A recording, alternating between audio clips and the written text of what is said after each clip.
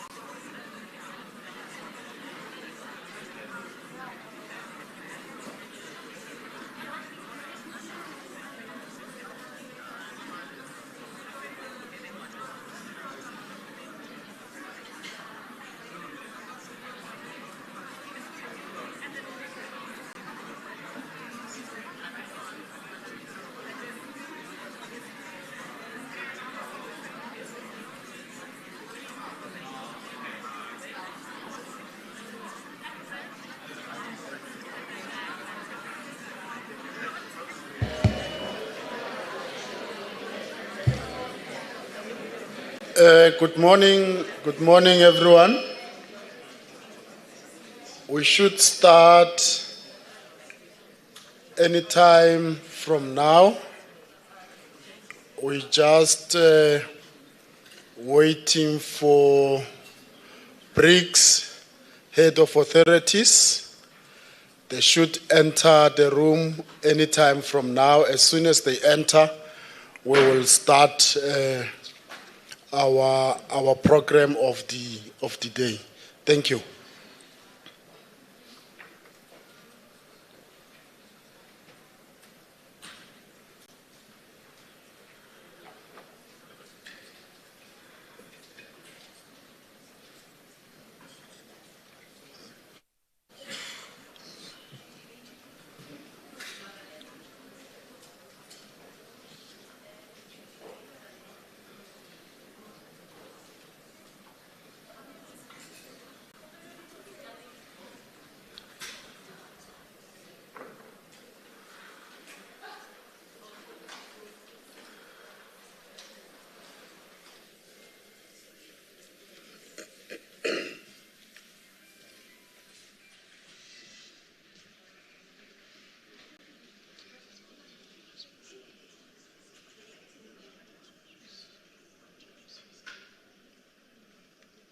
Recording in progress.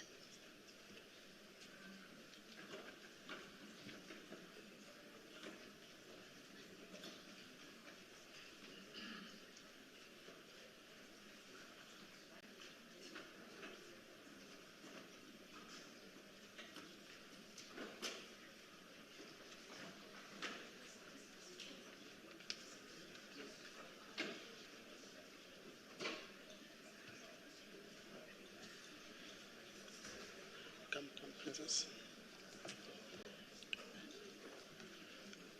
Good morning once again. My name is Magale Muhlala. I am the head of the Cartels Division at the Competition Commission. I'm going to be, together with my colleague, your program director for the conference. I'm just going to let my colleague introduce herself and we can get started. Thank you, Magale. Good morning, everyone. My name is Princess Kasivoto. I'm a senior case manager with the Competition Tribunal. Thank you. Thank you, Princess.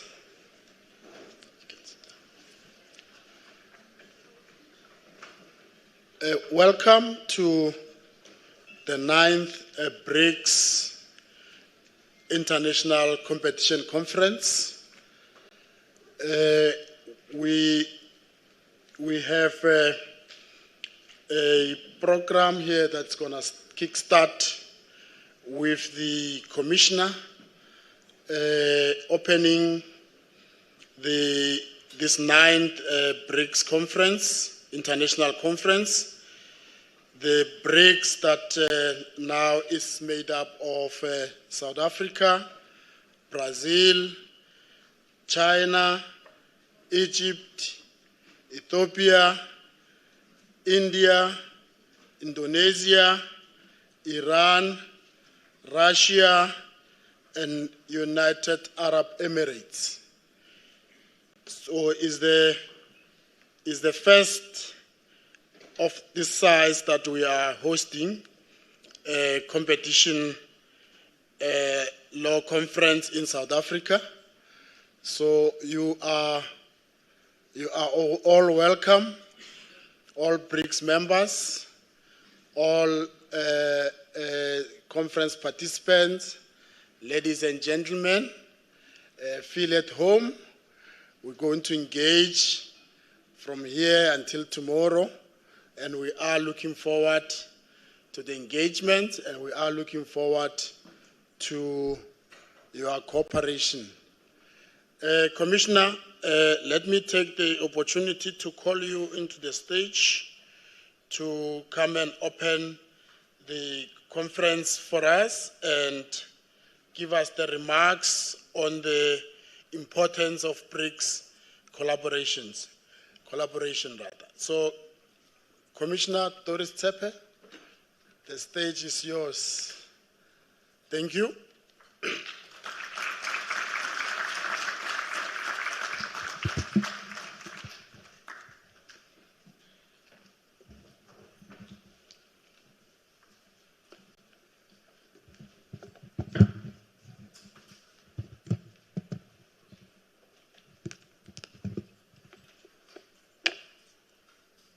I think it should be fine.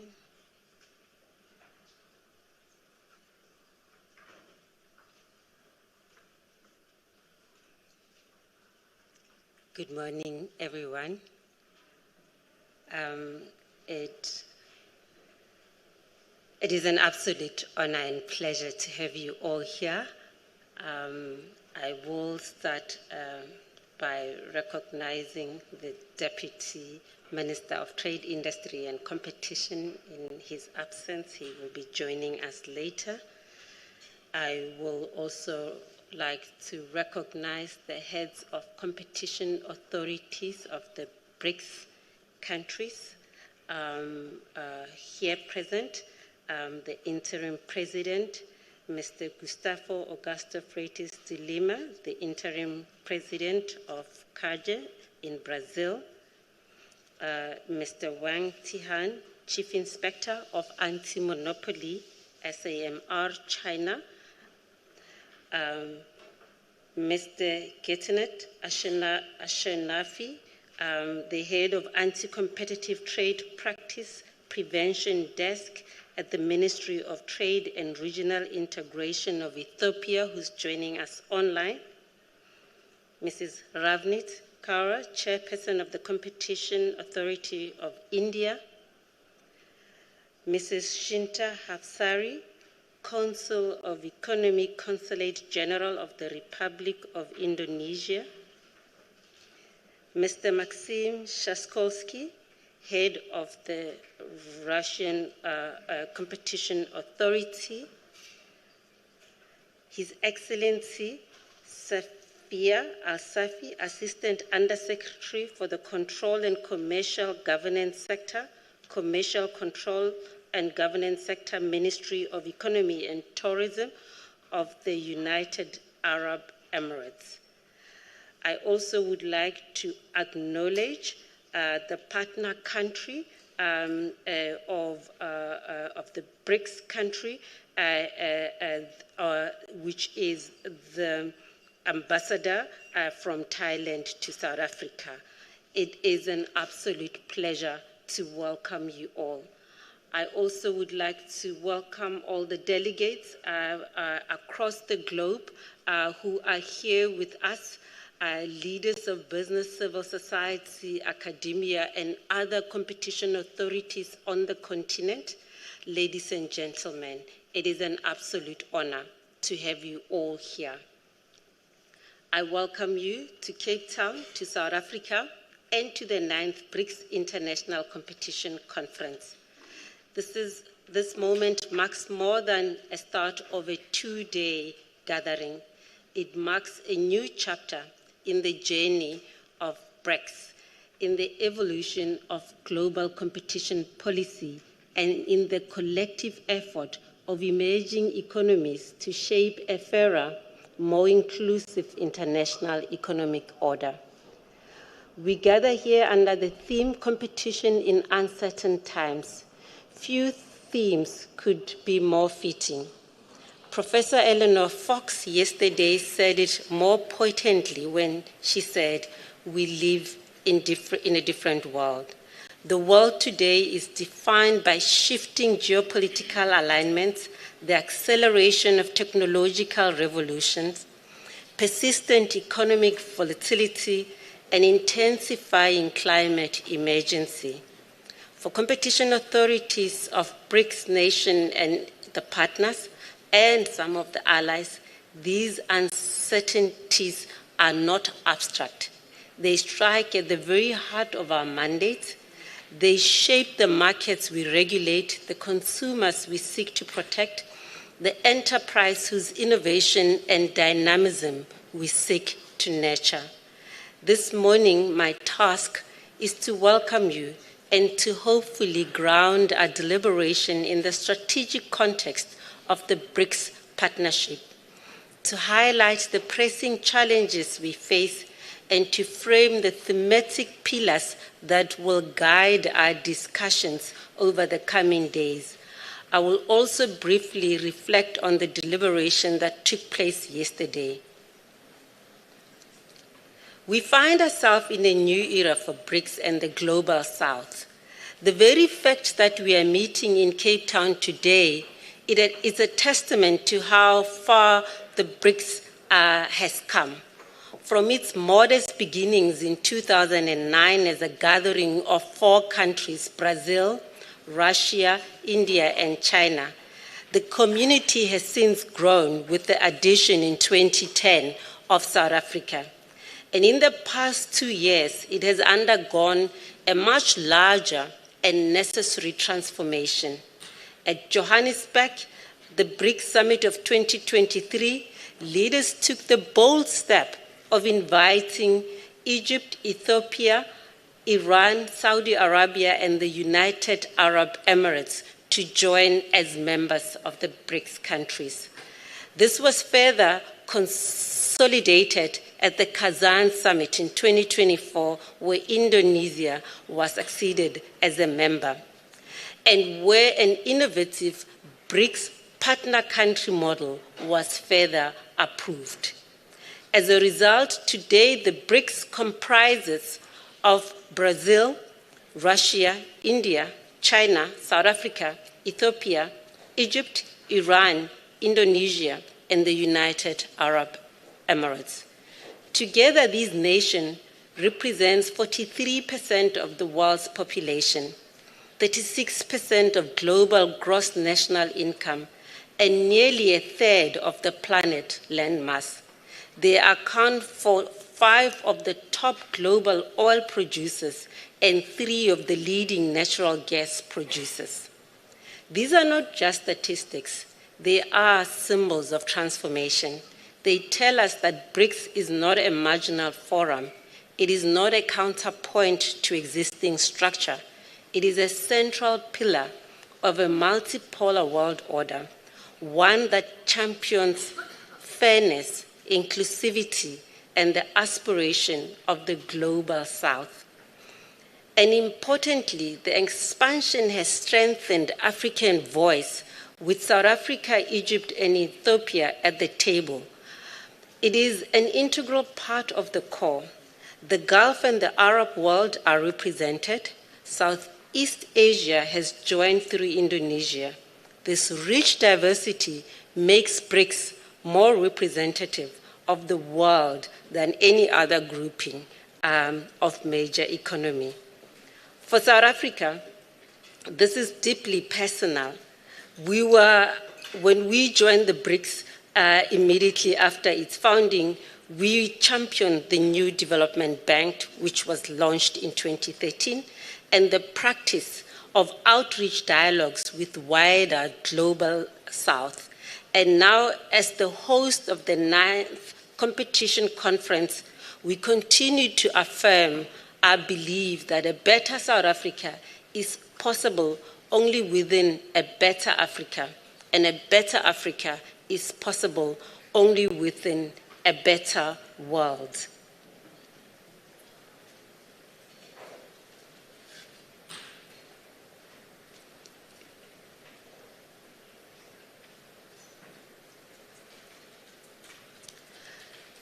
So as the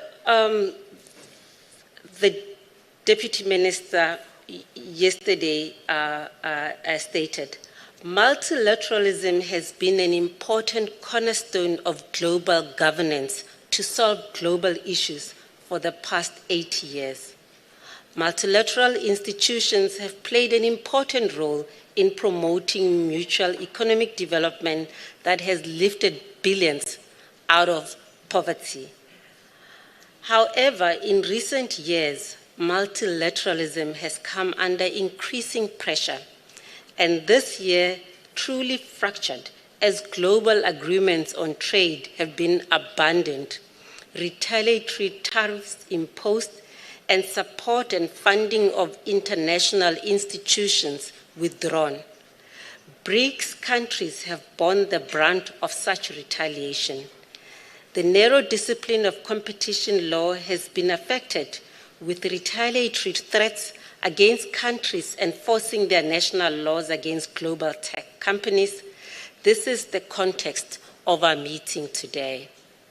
The objective of BRICS is to strengthen economic, political, and social cooperation among its members, to bolster sustainable social and economic development along with social inclusion, and to increase the influence of global South countries in international governance. This is because global multilateral institutions do not always have equitable participation, and as a result may lack legitimacy unless the global South is better represented. With the fracturing of multilateralism at the expense of the global South, the cooperation amongst BRICS countries is more important now than ever. As the mutual development objectives of the multilateralism are abandoned, cooperation amongst the global South is urgently needed to build resilience and respond to global challenges. It is also an opportunity to build support for a more equitable multilateralism amongst the willing. Competition law is no exception. In the highly integrated and increasingly digitalized world economy, multinational companies often dominate whole sectors and negatively, in some instances, impact fair competition in supply chains. As countries in the global north seek to boost growth, reindustrialize, and build their own competitiveness, we are already seeing that there is a growing unwillingness to address the dominance of some of their firms, let alone prevent increased concentration and abusive conduct if it gives them a global competitive advantage. We have even seen, as I've said earlier, the willingness to prevent other countries from addressing the dominance and behavior of their own companies through retaliation. Protective measures are also used to shield their companies from fair global competition, creating barriers to entry and expansion of companies from the global south. As the Deputy Minister stated yesterday, on the global stage, the same issues of fair competition and barriers to entry that competition law is designed to address are playing out to the detriment of some of the emerging countries, particularly from the global south. The BRICS International Competition Law Conference agenda picks on a number of these global competition themes where dialogue and cooperation among BRICS competition agencies may be pivotal to reshaping the global markets in a manner that is more equitable to fair competition from all and especially from the global south. The first session examined the growing focus on sustainability, but with a narrower focus on environmental sustainability. Environmental sustainability is a critical objective, not only to ensure sustainability of the planet, but also because climate change and environmental disasters are causing havoc with food supply and pricing. However, the manner in which it is being pursued and implemented by some in the global north has the potential to exclude developing countries from European markets. An example of this is the implementation of the Carbon Border Adjustment Mechanism, which will effectively act as a tariff on goods from the global south. Moreover, the narrow focus on one aspect of sustainability to the exclusion of all other UN Sustainable Development Goals risks de-emphasizing goals focusing on ending poverty and economic development of the global south. As BRICS now represent 46% of the world's population, we simply cannot ignore the full range of the UN Sustainable Goals and need to influence the global agenda to ensure that they gain equal prominence. This will ensure a more balanced implementation that does not harm developing countries. The second session examines the rise of artificial intelligence markets and products which are largely dominated by traditional big tech companies from particularly the US. We have seen some big tech coming from some of the BRICS countries, but traditionally the dominance of the Western big tech is what is prominent. AI tools are poised to reshape many other markets, and a new era of digital dominance may be upon us. As home countries seek to leave AI unregulated to allow for their own companies to grow and dominate global markets, the oversight of these markets may be left to BRICS countries, amongst others. The final session of today focuses on the increasingly global food commodity trade, which influences the prices of essential foods globally. Once more, this is a global competition issue as a handful of global and increasingly vertically integrated traders dominate trade flows that are essential for food security in most nations. Moreover, the pricing at a global level is often set in a handful of future commodity markets in the global north, with the risk that speculative activity can cause price spikes that plunge hundreds of millions of people into food insecurity and malnutrition. We will end our BRICS conference tomorrow with a critically important session on BRICS competition law agenda for the next 5 years. Given the current context of fracturing multilateralism, the work program needs to respond proactively to these challenges. We will hear throughout the day and have the work products of the different working groups, which along with the main plenaries, can help inform the direction we take as BRICS group.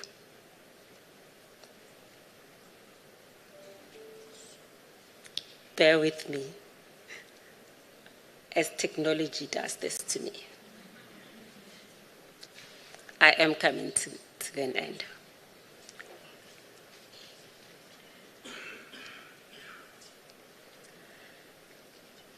As you know, we will also have in tomorrow's session the academic conference. And I think as we go into the work that we will be doing, I think it's absolutely critical that we found our work through good research that happens. And we welcome the work that the academic conference and the participants in the academic work will be doing. In my view, these are the future leaders of the BRICS nations, and we need to be giving them an appropriate time to do so and help us as we put a path together going forward. As part of the conference, we will be signing the joint statement of the heads of BRICS competition authorities. It will articulate our shared commitments to condemn cartels in all their forms, to cooperate more deeply on cross-border measures and transnational anti-competitive practice, to incorporate developmental perspective unique to BRICS economies, and to work closely with academia, legal practitioners, and research institutions. The work of the BRICS Competition Law and Policy Center will continue to be central in supporting us in the work as our cooperation is underpinned by evidence, analysis, and intellectual vigor. But we must go further, and the next 2 years will be critical in this regard. Brazil will host the 10th BRICS International Competition Conference in 2027. By then, we should have demonstrated tangible progress, coordinated enforcement action, shared position on AI and sustainability, and where possible, joint investigations and research. As I draw to close, I would like to reflect on the insightful address of the chairperson of the Competition Tribunal, Ms. Mondo Mazwai, yesterday, and the Deputy Minister of Trade, Industry and Competition, Deputy Minister Zuko Golimbi, yesterday at the conference. Ms. Mazwai reminded us that even in times of volatility, competition authorities must offer businesses and consumers a bedrock of regulatory certainty. She made the point that while uncertainty may define the global environment, competition law itself can be a source of stability, predictability, and fairness. Her comments resonate strongly with our broader BRICS agenda, that law, when applied with consistency and creativity, is one of the most powerful tools we have to safeguard vulnerable communities against both crisis and concentration. Deputy Minister reminded us that competition policy does not evolve in a vacuum of economic theory or legal doctrine. It is profoundly shaped by politics, by the choices of leaders, and by the dynamics of international relations. His observation that global political shifts have overturned nearly 80 years of established practice is sobering. It challenges us as regulators, as scholars, to understand that our work cannot be insulated from geopolitical intervention, whether they are tariffs, conflicts, trade wars directly that shape the markets we are tasked with safeguarding. The Deputy Minister also reminded us that competition law is not static. It is a living framework that must adapt to uncertainty. He connected this flexibility to our broader national priorities of transformation, which he rightly insisted is not negotiable option, but a moral and economic imperative. Finally, the Deputy Minister's call to support small businesses to explore our financial markets, how they affect their access to capital, speaks to one of the most urgent frontiers for competition enforcement.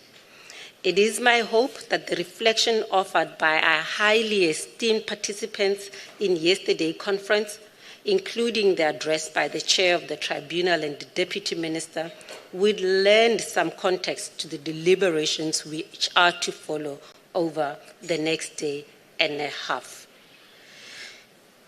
Before we embark on these discussions, let me take a moment to express my deepest gratitude. This conference would not have been possible without the tireless and dedicated efforts of the teams from both the Competition Commission and the Competition Tribunal, and the coordinators of the BRICS conference. Special mention should go to Ms. Raksha Darji of our Economic Research Bureau, the communication unit under the leadership of Mr. Sipho Ngwema, who were responsible for managing all the logistics that we have, and the head of international relations specialist, Ms. Precious Matibe. Their long hours, meticulous planning, and unwavering commitment have brought us to this beautiful vision to life. I would like to thank Ms. Nandi Mukwena for putting it all together and making sure that we get this far. To the program directors, Mr. Makhale Mutlala and Ms. Princess Kasiboto, and to every single person behind the scenes, both within and the Commission and the Tribunal, who have worked to make this a seamless and enriching experience for all of us, thank you. Your work has been invaluable, and we are truly grateful. Finally, let me extend a warm invitation to you all to join us for the gala dinner tonight at the conclusion of day one of the conference. As you know, the dinner will be held at 6 o'clock in Hall D, right here at Century City Conference Center.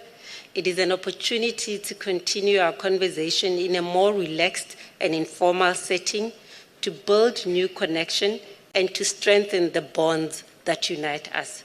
With that, I thank you for your presence, for your commitment, and for your partnership. May our deliberations be fruitful. I thank you.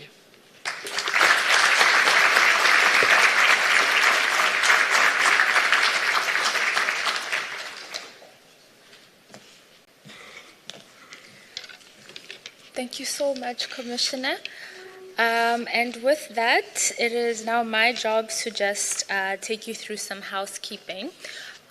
We will be taking our tea break now, and we are right on time, so it will be a 30-minute tea break. Refreshments will be served just outside the main doors that you came through, and there will be, there are bathrooms on either side of the hall. We'll just request that everybody keep their eyes on their clocks so that we don't delay the deliberations that we'll be having for the rest of the day, as we have a very packed program. And with that, we will see you back in here at 10:30. Thank you.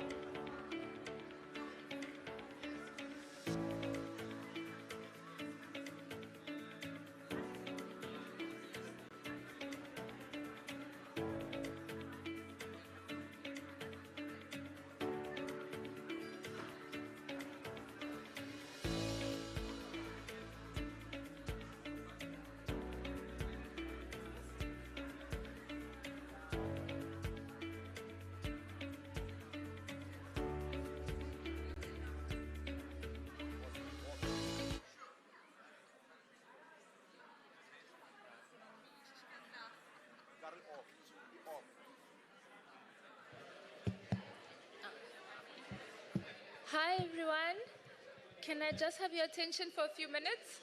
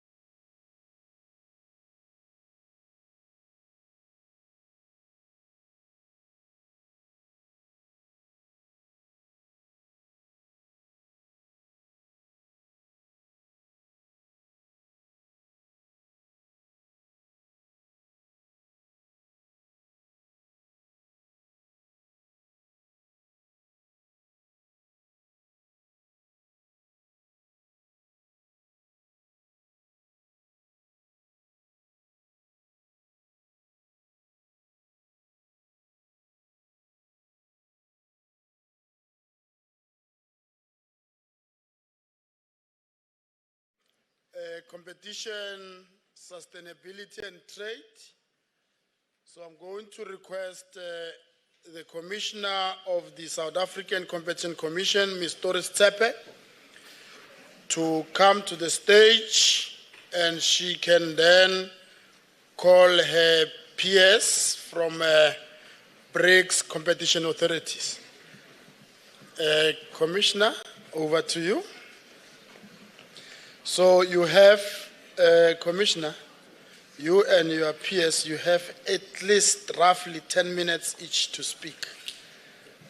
Thank you. Thank you. So- Thank you for alerting us. So you are ahead. We don't have too much powers over you. We hope that you'll just cooperate. Thank you. It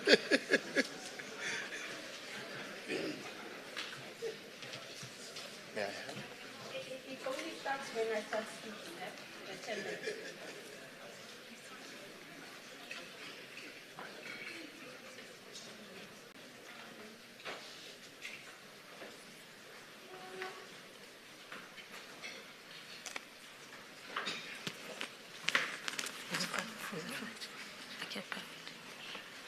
Good morning once more, and welcome to the first plenary session on competition and sustainability. It's an absolute pleasure for me to welcome you, and I will start by introducing the panelists for this session. Mr. Gustavo Augusto Freitas de Lima, the interim president of CAGE, Brazil. Mr. de Lima. Thanks so much. Thank you so much. Thank you. Next on the panel, we have Mr. Wang Tihan, Chief Inspector of Anti-Monopoly, SAMR, China.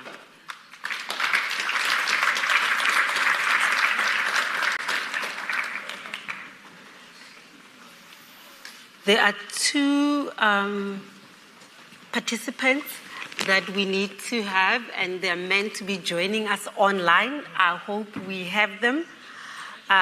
First is Ms. Rana Kuwalit, Head of Economic Concentration Department and Acting Head of Investigation Department from the Egyptian Competition Authority. I'm not sure if she's able to join us, but welcome if she is. Next, we have Mr. Getinet Ashinafi Metaferia, the head of the competition branch in Ethiopia. I hope he's also joining us. He's also joining us online. Last but not least, we have Mrs. Ravneet Kaur, the chairperson of the Competition Authority from India. Welcome.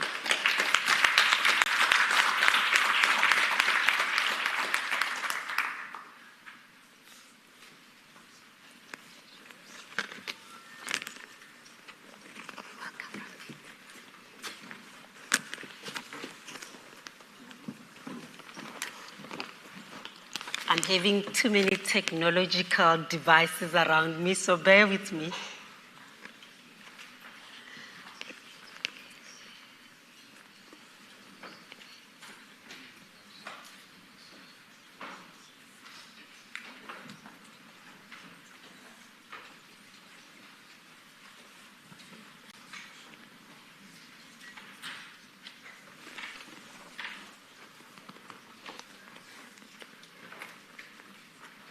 Tiro.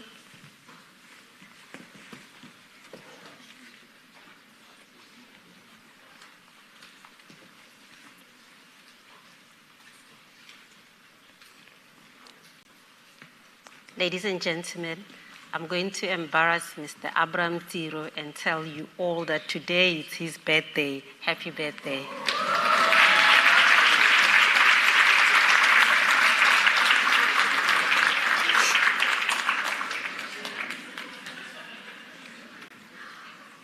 So I think if we could just begin, and what I'll do as the program director has said, I will start off with some remarks, as Mr. Makale Motlala said, for some less than 10 minutes, Makade, I promise, and then I will then move to the head of the Brazilian authority, and then to China, and then to the Egyptian authority and the Ethiopian authority if they are here, and lastly to the chairperson of the Competition Authority of India. And all I will do, as I said, it's not going to be long, it's just to set the scene, but to allow for these heads of authorities to speak about competition law and sustainability, and see how this can, in fact, be tackled by competition authorities in the BRICS countries. As we all know, I mean, globally, competition authorities are increasingly being asked to grapple with issues that go beyond consumer prices or market efficiencies. Most authorities, particularly in the global north, have recently been taking to integrating environmental sustainability more narrowly into their measure control, enforcement, and just policy design more broadly. For us, however, this kind of broad developmental mandate is not new.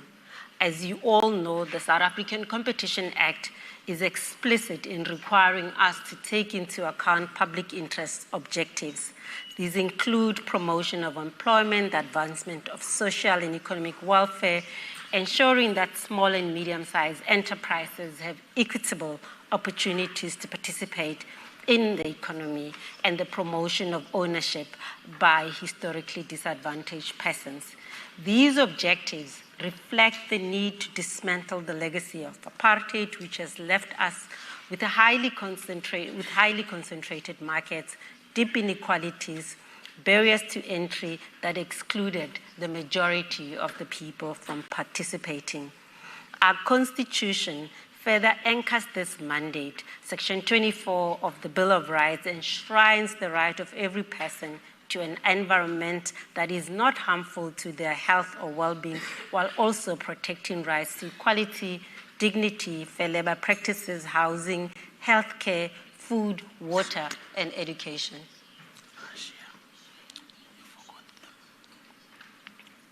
Ready? Who is that, Mr. Mix? I thought we were not doing the speech tonight. Please, yeah.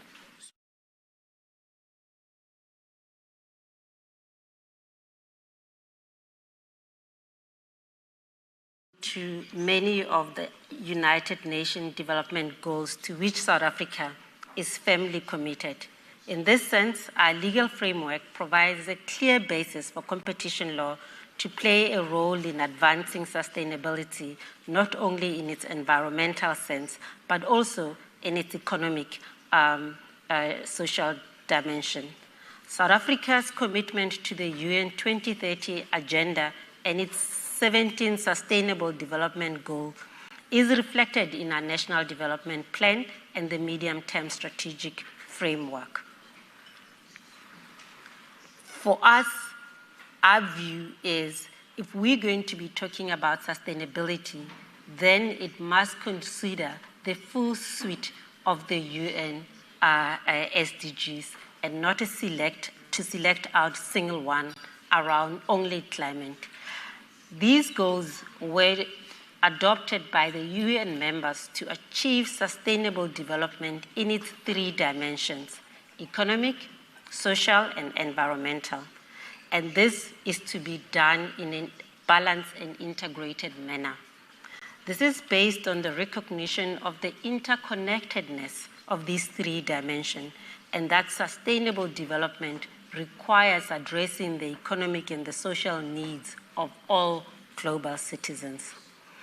These 17 goals, namely no poverty, zero hunger, good health and well-being, quality education, gender equality, clean water and sanitation, affordable and clean energy, decent work and economic growth, industry, innovation and infrastructure, reduced inequality, sustainable cities and communities, responsible consumption and production, climate action, life below water, life on land, peace, justice, and strong institution and partnership for the goals. Competition law and the institutions that may not be relevant to some of these. But what we need to ensure is that promoting competition may, in most instances, support achievement of these goals. However, it may not always be the case, as a narrow focus on consumer welfare can result in social or environmental effects being ignored and actively undermined. Whilst there are government tools that can be used and should address these goals, competition law should not be used to undermine the objectives and achievements of those and other tools. There may also be some cases where competition law could actively promote such goals. This is through incorporation of public interest objectives with decision-making to either ensure no negative or unintended consequences or actively promoting such goals. I feel this is why cooperation among competition authority is so important. By sharing our experiences and aligning our perspectives, we can advocate for global standards that reflect our realities, protect our development space, and ensure that trade and sustainability policies do not disadvantage the majority of the people of the world. Sustainability must be inclusive and just, otherwise it will reproduce the very inequalities it is meant to address. With those few words, I think I will now hand over to Gustav. I think what Makale was informing me is that I have not that I have made a mistake of not inviting two of my colleagues to the stage, and I apologize profusely for that. And that is Mr. Maxim Shaskolsky, the head of the FAS Russia. Please join me.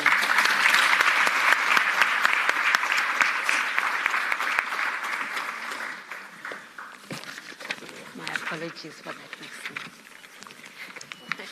I have also need to invite Ms. Safia Al-Sofi, Ministry of Economic Affairs from the UAE. Safia, please join me.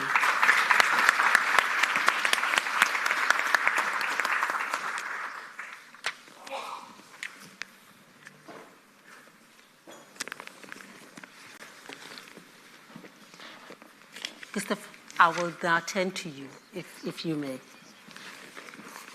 Thanks so much. I hope you're hearing me. All right? Okay. So I'm very happy to see that you are already putting a timer. Yeah. Yeah.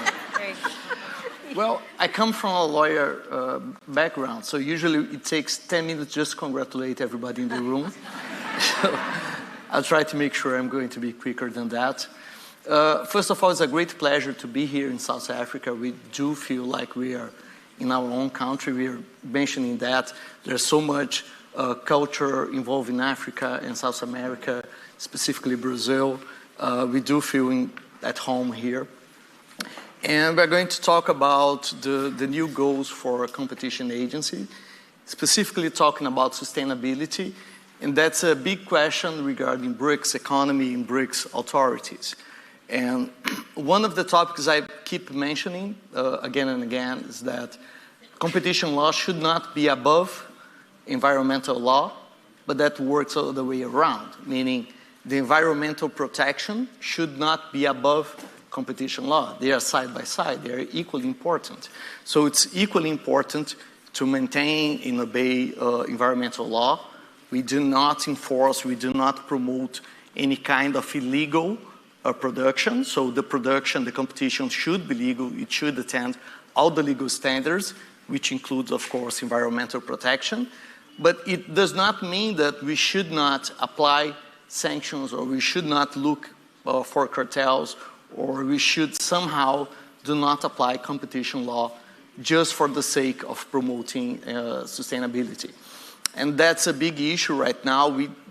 We had a few cases in CADI. We do have an ongoing investigation about this very team right now, and I'm going to briefly pass through them. So one of the cases that we did have is that some of the largest traders in food industry, like ADM, Cargill, Bunge, were getting together to set up an IT system which allowed them to monitor the environmental footprint of all the production phases. So, but this seems like a good initiative, but when you look at the system, this could be used to environmental protection, but this could also be used to exchange sensitive information among competitors. This is a big issue for us. We do not want competitors to knowing the specific information from producers. So what the system demanded that each producer should inform stuff like how much food they're producing in a specific land area, how much fertilizers they're using, how much they are paying for the employees, how much water they are using. And that kind of information, if all the competitors know about it, they could be used to predict how much production you're going to have in a single year. And of course, this could be used for anti-competitive purposes, meaning you could push producers to have lower prices when somehow the production is not what the market demands. And this could be made in detriment to producers, but not specifically in benefit of consumers, meaning the traders could get the higher slice of the pie and do not pass all these efficiencies to consumers. So in Brazilian legislation, it's very clear our mandate. Our mandate is to protect free competition, freedom of initiative, protection of consumers, the correct use of property, stuff like that. It does not mean we should overlook these goals for the sake of sustainability alone. So in Sustain IT, actually what we have done, Sustain IT is that specific case, it's the name of the system. We allowed the system to work, but we have put a lot of restriction on that. First of all, we did not allow exchange of information among competitors, meaning each company could demand information for the producer, but they could not exchange information between themselves. One of the things we have established is that they could not demand for information outside of the contract. Because what this system required is that producers should inform all of their production. So, for example, if they are selling just a small amount to Europe, and all these companies are European, they're just selling one small amount of their production to Europe, and they are selling everything else to China, they should inform the data for the whole property. So it means that these companies would be knowing all the data of the production that's actually produced to China or to Asia. China is currently our largest partner, commercial partner. So what we have established is that you could not demand for information outside of your own contract. So if you're just buying a portion of that production, you cannot demand for information that of the production that's exported to a different country or for a different buyer. So this is what was one of the restrictions, and we have imposed an antitrust protocol, and it's monitored by independent auditing. So this is already ongoing right now, so we already ruled that case, and now we are monitoring the operation. So far, we do not have any problems regarding this protocol. We had a second case from the Jogue Limpo Institute.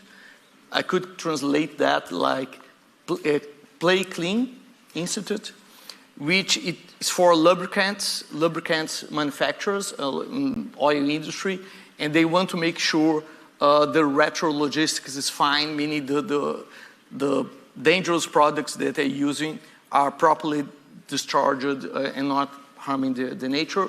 it was also allowed, that kind of cooperation among competitors, but we also imposed a lot of restrictions regarding sensitive information and what kind of data they could share and what kind of data they could not share. The third case I will mention is Catena-X. Catena-X is a very well-known case. It involved the automobile industry. Basically, a lot of manufacturers, mostly German manufacturers, but we had other European manufacturers as well.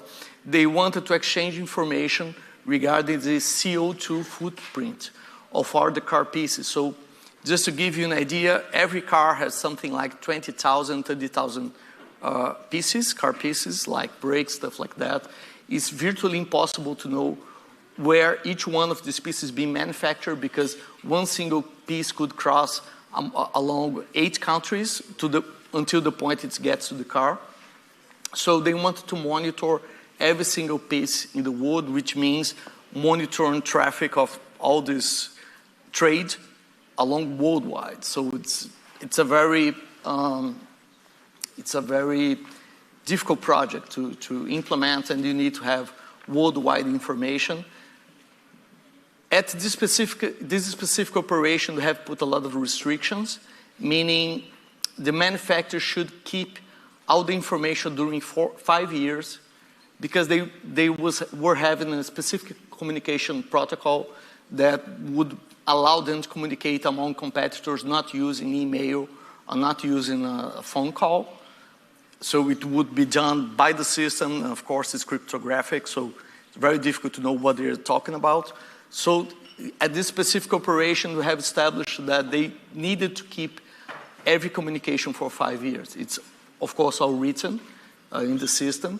So we did not demand access to what's going on, but we demanded to be kept for 5 years. In case we have investigation, we would require this information up to 5 years.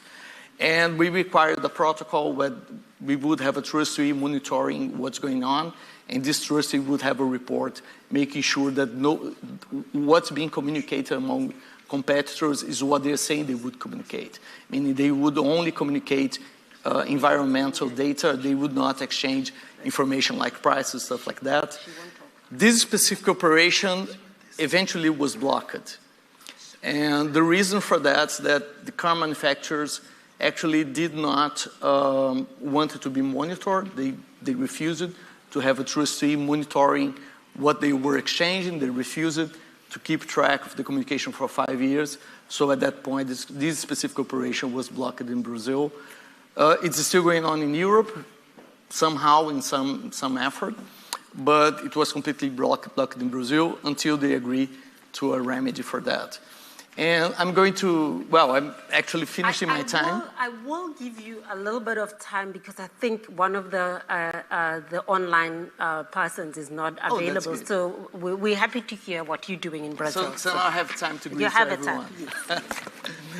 So these 3 cases are already closed. We already ruled on that. So they are very clearly sustainability agreements and cooperation among competitors.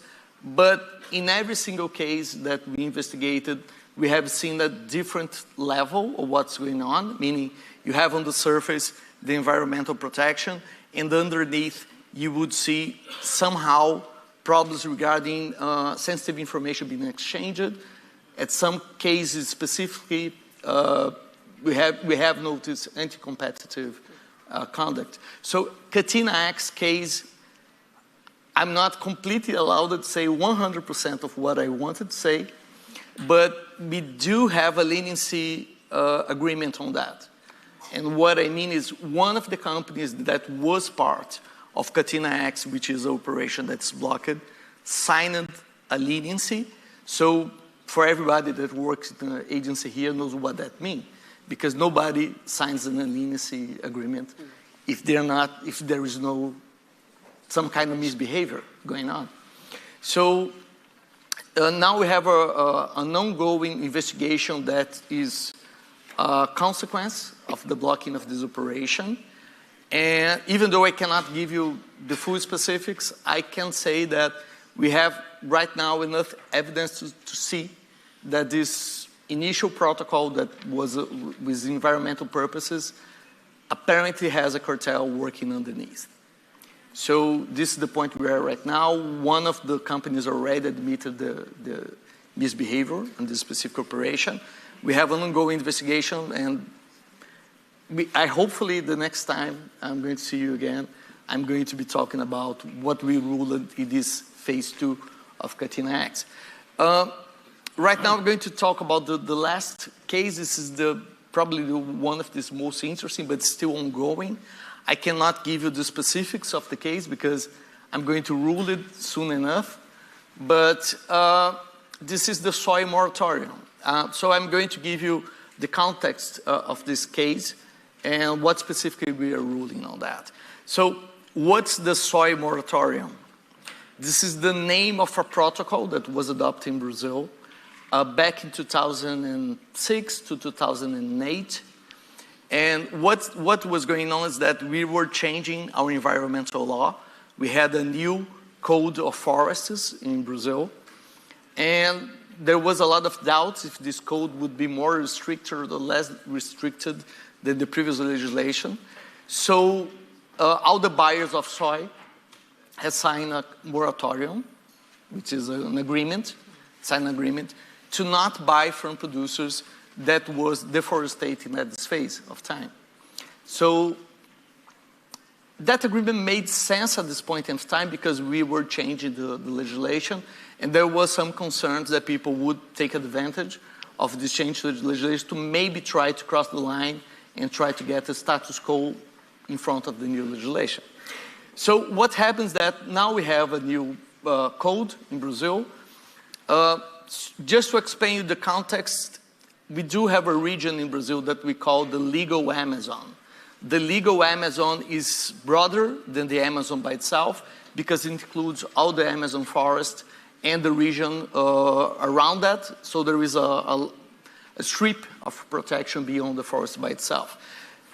And when I talk forest, people think about small forests. To give you a context on that, that's a 5 million square kilometers area.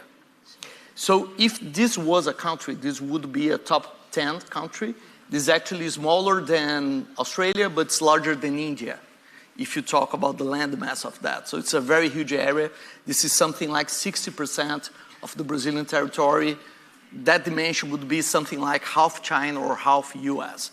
So you can understand the aspect of the dimension of that area.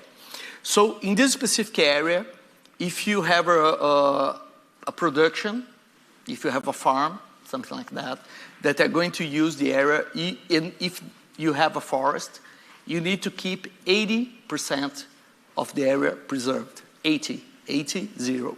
Meaning you can only use 1/5 of the property for the kind of productions, okay? This is what our environmental law says.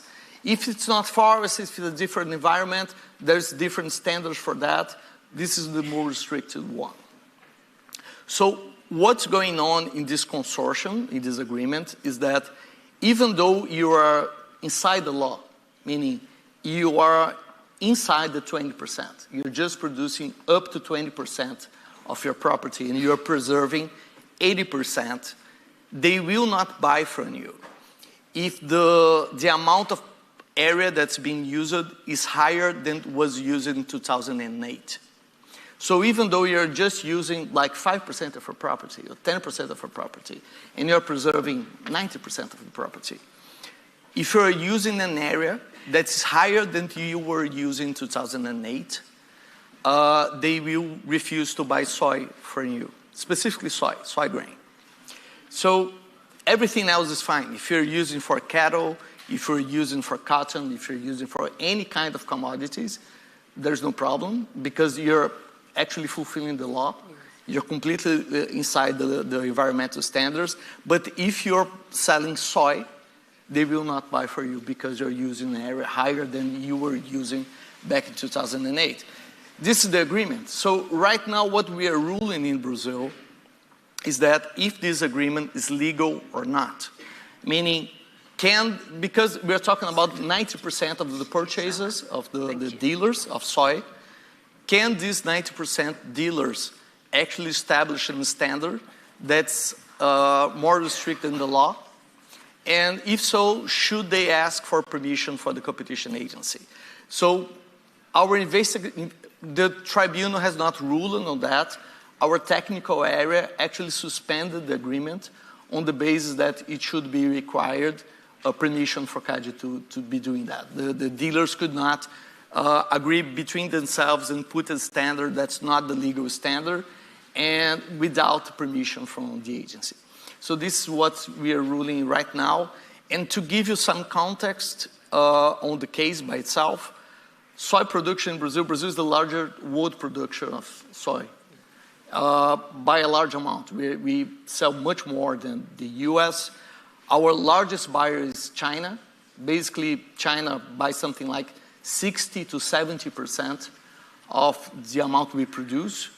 The European Union, if you put together every single country in Europe, is less than 10% of our production. And the thing is, China does not establish this kind of requirement. If you sell it to China, what you need to have is you have to fulfill the law, right? You cannot illegally produce soy, and that's the requirement to sell to China. So this requirement is actually imposed by less than 10% of our buyers, which is European Union. So this is quite interesting. I think this is something that BRICS should look into because, and it's quite right in our discussion, meaning how much of these environmental standards are being imposed to hold back our producers or hold back our trade, specifically when we are doing trades among countries that do not establish that kind of standard. So I think this is all the time that, more than all the time that I had. Thank you so much, and of course I give the word back to our commission. Thank you very much. I think that is quite interesting. I mean, I think we are more and more seeing most countries actually using exemptions of some kind on agreements of these nature in competition. But I think what you are saying to us is that it's very important that we ensure that there is compliance while we're giving exemptions so that there are no contravention of competition law more broadly. And I think it's something we need to all as competition authorities be very cautious about. I think I'm going to turn now to Mr. Wang Tihan from China for their address. I think you do have 10 to 12 minutes on this. Thank you. 尊敬的多丽丝切佩专员，非常感谢您对我们的邀请。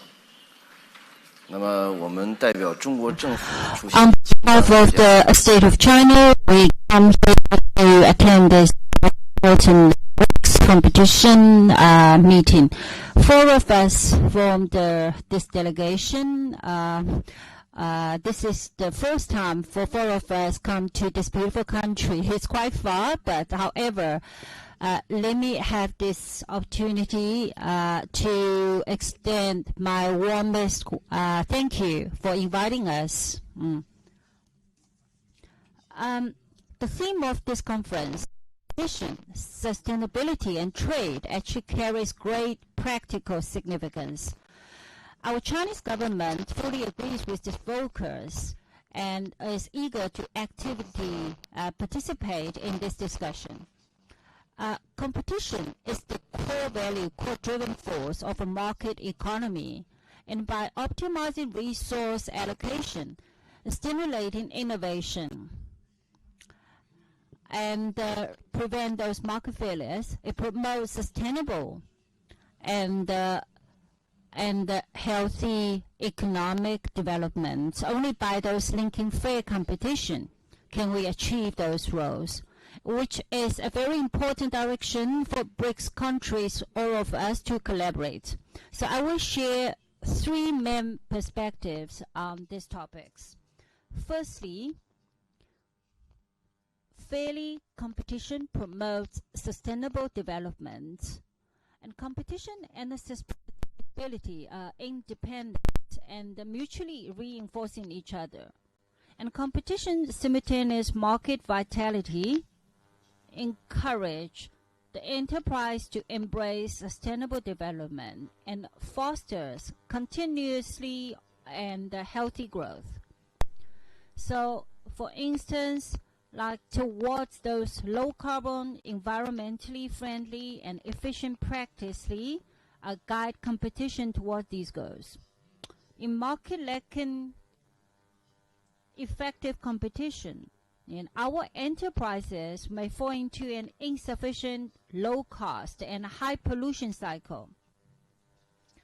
And our full competition encourage firms, enterprise to pursue more efficient and environmentally friendly production through those technical promoting a green and sustainable economy and a social transition in the meantime.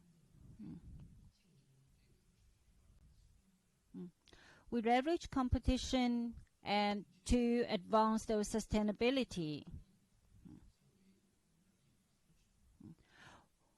And we will leverage those competition, and we guide as a legislative purpose.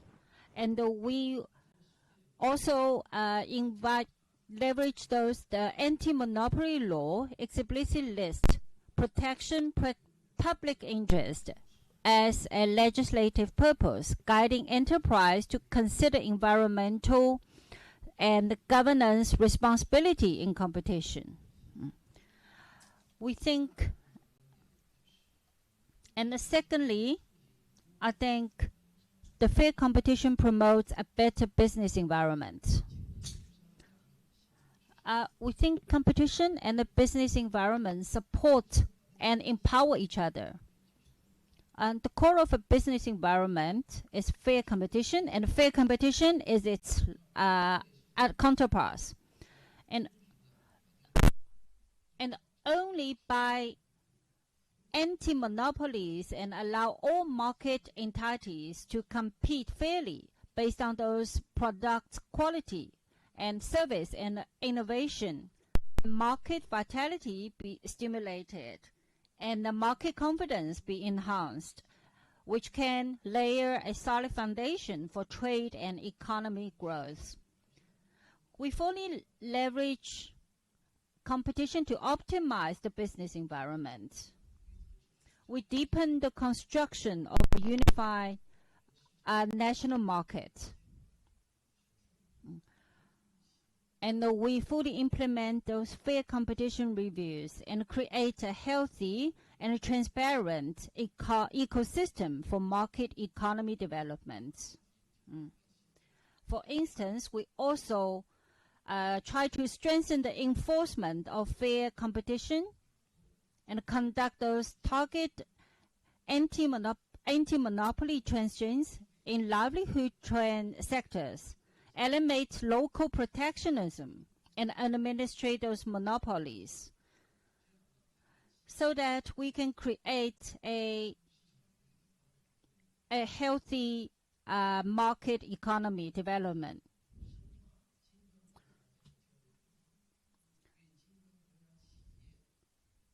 And we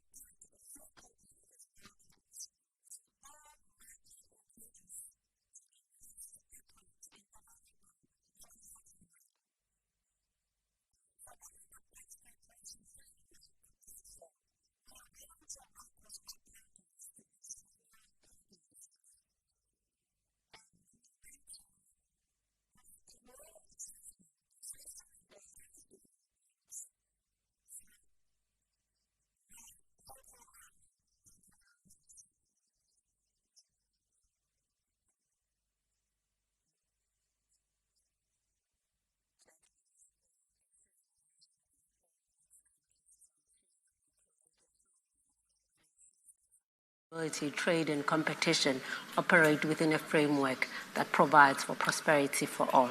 Thank you. I think I will turn now to Ms. Ravneet Kaur.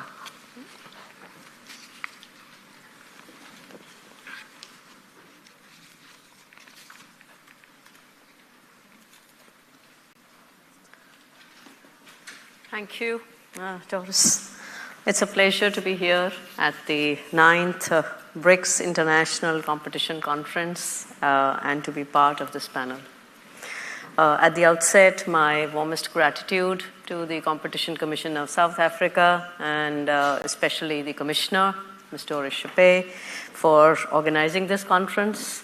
And we did it last time in the year 2023 in Delhi, so that was the International Competition Conference of the BRICS. And there were a lot of takeaways and insights, and we have been building on that and now coming up with new areas which are of concern for all of us.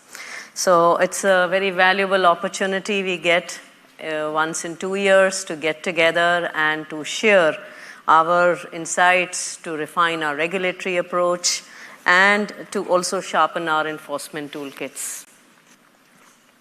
The session today, which we are sitting here for, is on sustainability and green growth.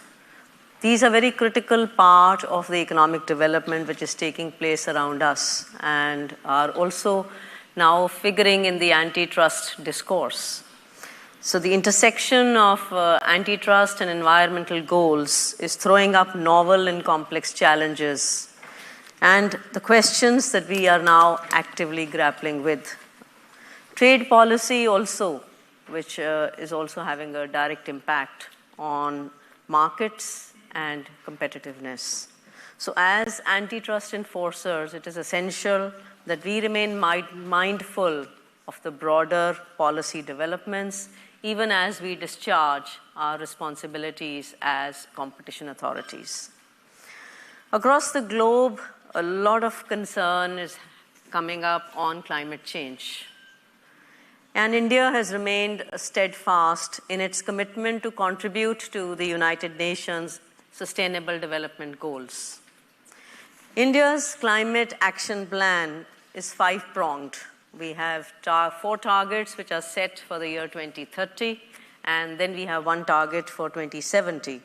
Now, these targets are to reach 500 gigawatts of non-fossil electricity capacity, to generate 50% of all energy requirements from renewables, to reduce emissions by 1 billion tons from now to 2030, to reduce emission intensity of GDP by 45%.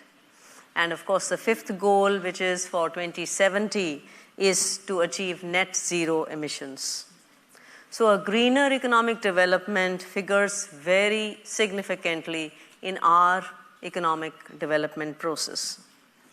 As a competition authority, therefore, we need to ensure that these developments are not hindered by anti-competitive barriers in accessing markets, technologies, or infrastructure.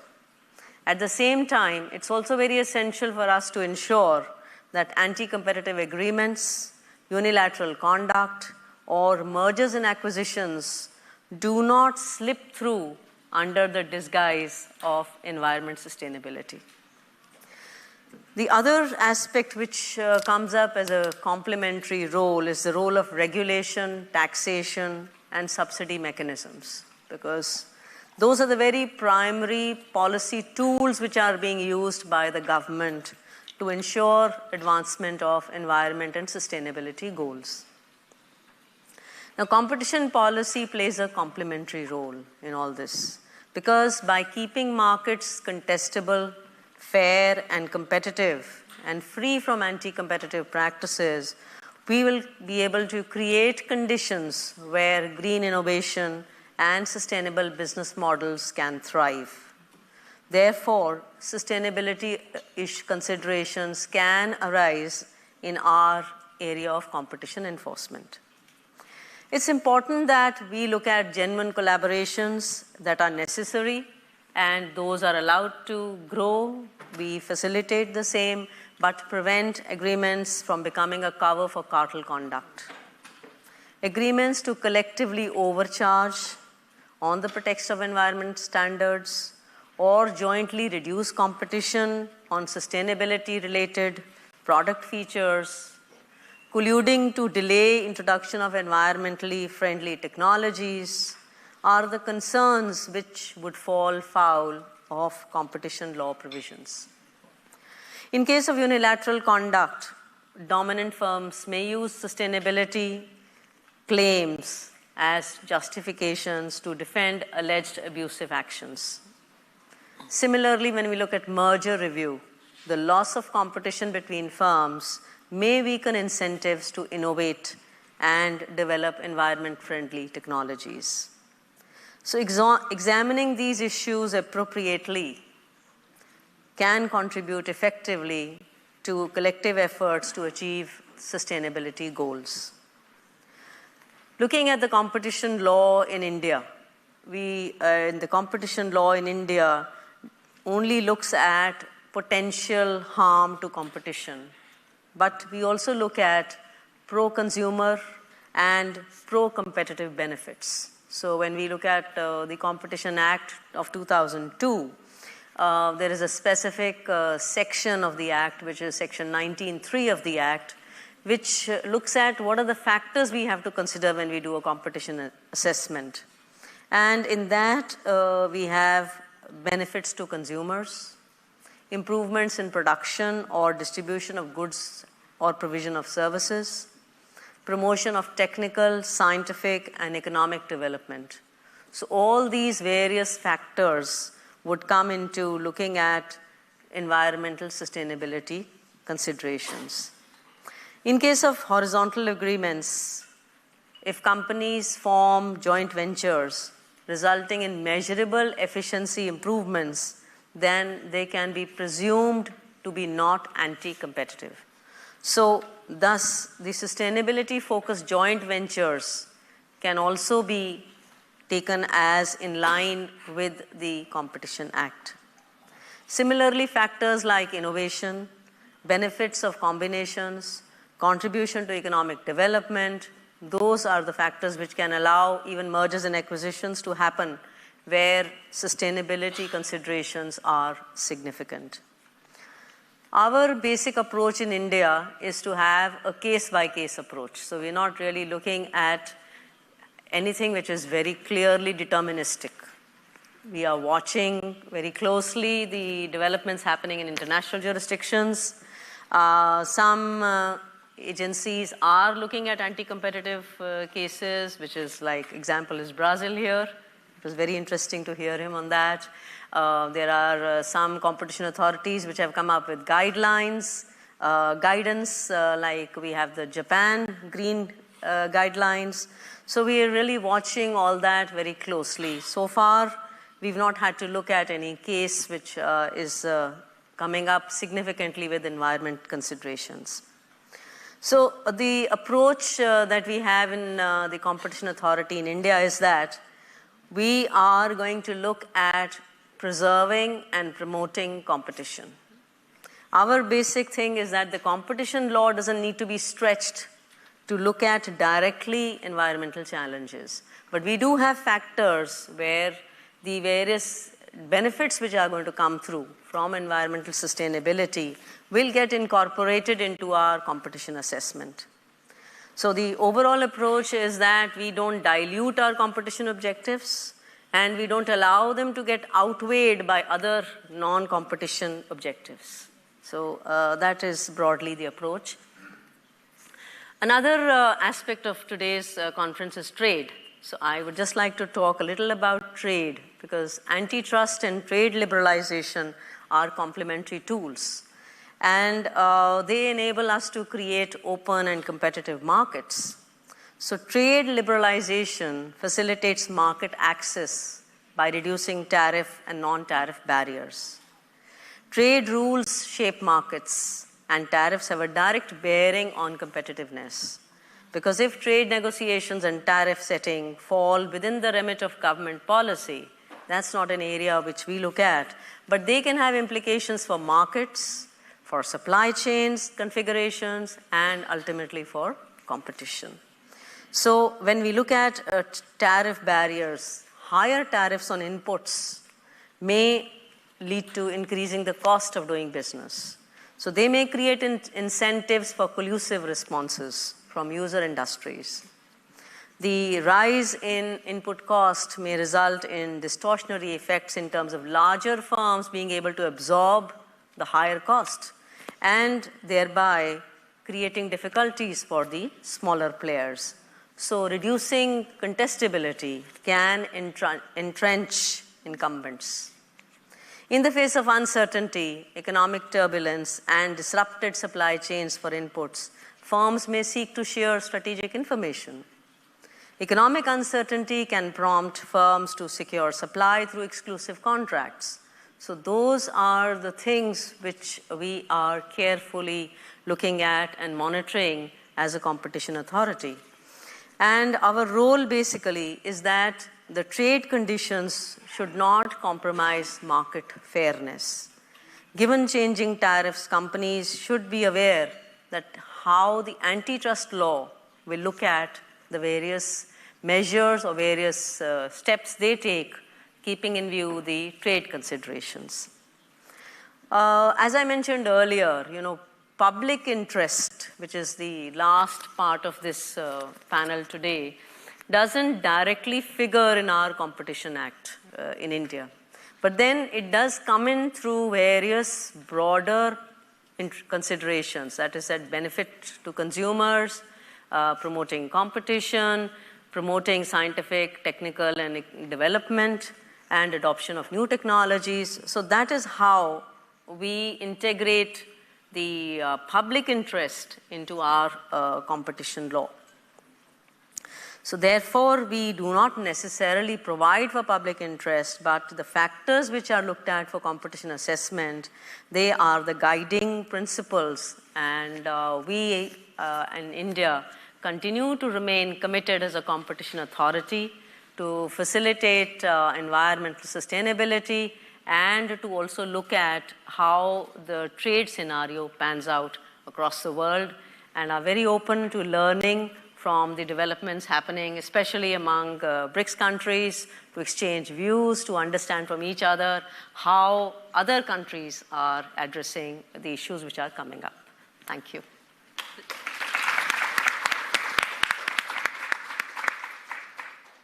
Ravli, thank you very much. And I think we are seeing a lot of different interventions that are coming from other countries and other jurisdictions. And that's the beauty of these conversations we have amongst different authorities, to learn from each other and to see what is the best way to try and get a framework that works for all of us.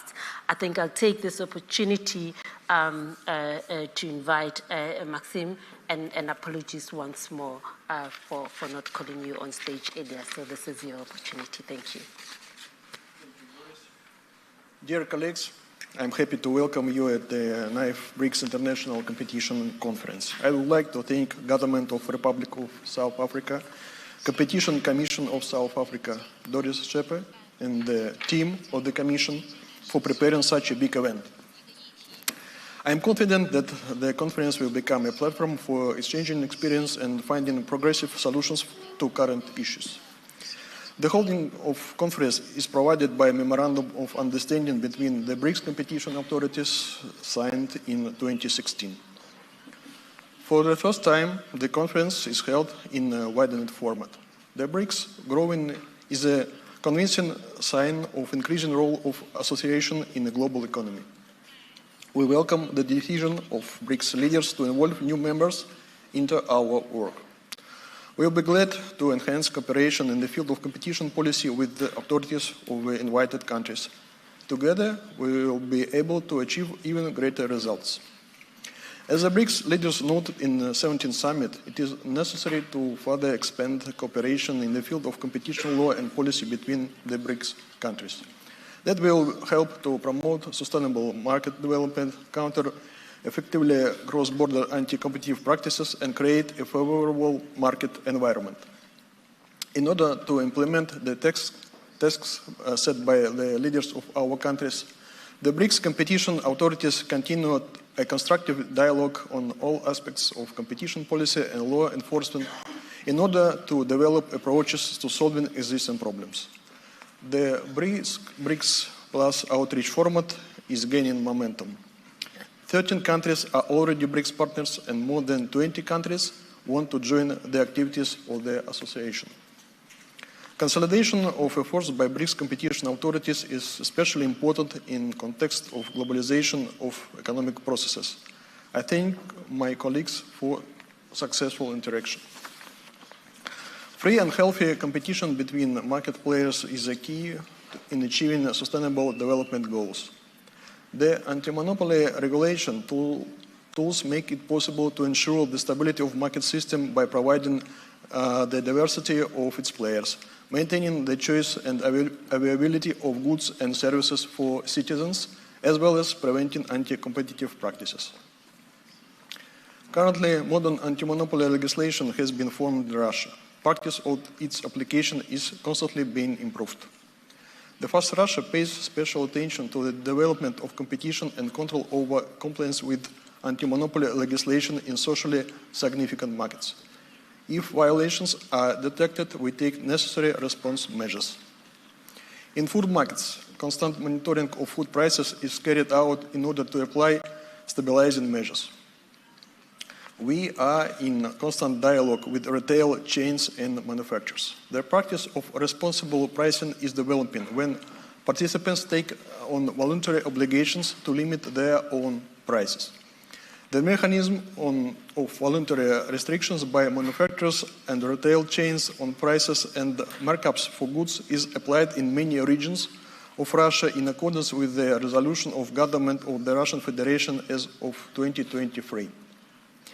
At the same time, voluntary price commitments are taken not only by food chains, but also by other traders. This includes products for kids, office supplies, electronics, pharmacies, and gas stations.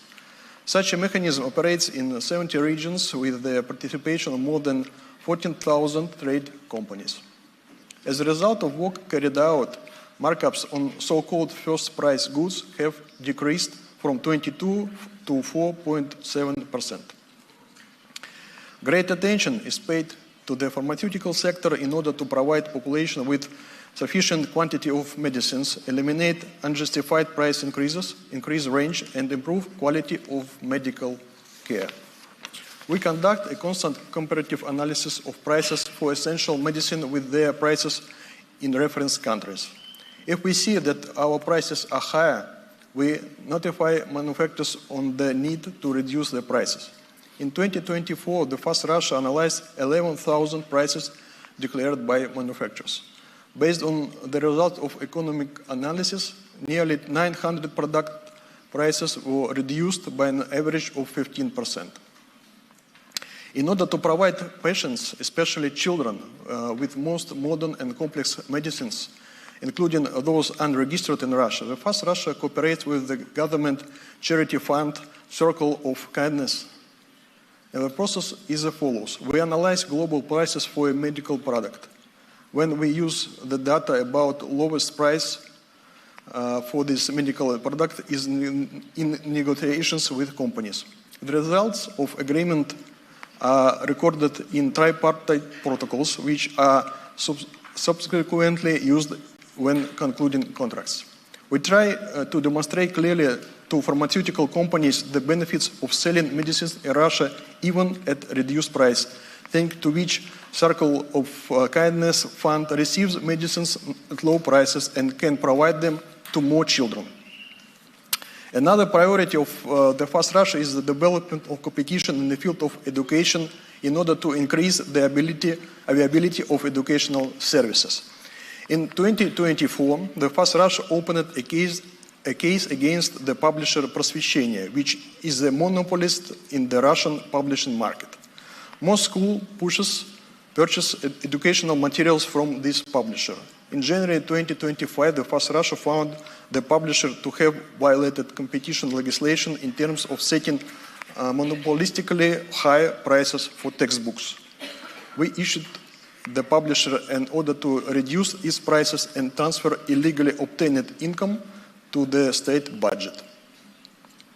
One more important area of our work is improving competition regulation in the digital economy, aimed at preventing restrictions of competition and infringement of consumer interests. 2 years ago, the fifth anti-monopoly package of amendments to the law of protection competition came into force. It allowed the Fast Russia to take effective response measures in digital markets. Recently, the e-commerce market and marketplace have been rapidly developing. The Fast Russia continues to pay increased attention to this sector in order to protect market players, develop competition between online and retail sellers, provide a wide range of goods and services to consumers at affordable prices, and prevent selling of counterfeit products. In 2024, the Fast Russia reviewed a large number of complaints against the actions of leading Russian marketplace. As a result, the marketplaces got warnings for imposing unfavorable conditions on the sellers. The marketplaces complied with them and made changes to their work. In 2025, more warnings were issued for non-transparent mechanisms for sellers to participate in automatic promotions. In particular, marketplace made changes to the terms of promotion on their platforms, due to which goods automatically fell into the sale category. Discounts on them were set at the expense of sellers without their consent. In order to comply with our warnings, the marketplace have already implemented the option for sellers to refuse permanently to participate in such auto-promotions. The principles of interaction between participants in digital markets developed in 2022 continue to be applied. The document is aimed at creating a self-regulation institution. Market players voluntarily committed themselves not to engage in unfair practices in relation to consumers or competitors. The set of fair practices for interaction of marketplace which copyright holders and sellers is applied in order to prevent sale of counterfeit products on marketplaces. Given the cross-border nature of markets, we strive to use our experience to regulating digital markets at the international level. In 2024, the model principles and standards of the activities of participants in BRICS digital markets were adopted. The document is a set of rules, same for all BRICS countries, for the activities of digital companies. I believe it is important to develop this activity. I am convinced that mutual exchange of experience between our competition authorities as well as the BRICS partners in the BRICS plus outreach format will improve the mechanism for regulating digital markets and will contribute to the creation of transparent rules for doing business in BRICS. In addition, BRICS competition authorities are currently focused on issues related to impact of artificial intelligence on competition. It is important to continue this work in order to maintain fair competition on digital markets in times of spread of artificial intelligence technologies. Another priority area of the Fast Russia is combating cartels and bid rigging. Cartels cause significant damage to the economy. In 2024, the biggest number of cartels was in such sectors as construction and road complex, pharmaceuticals, passenger transportation, real estate, and social catering. In 2024, more than 300 cases were initiated. The total amount of fines amounted to more than $20 million. The Fast Russia also detects cartels on marketplace. In 2024, we revealed a cartel of headphone sellers on marketplace who corresponded with each other in a Telegram chat. Their aim was to control prices for headphones on different marketplaces through Russia. In January 2025, the Fast Russia found the headphone sellers guilty.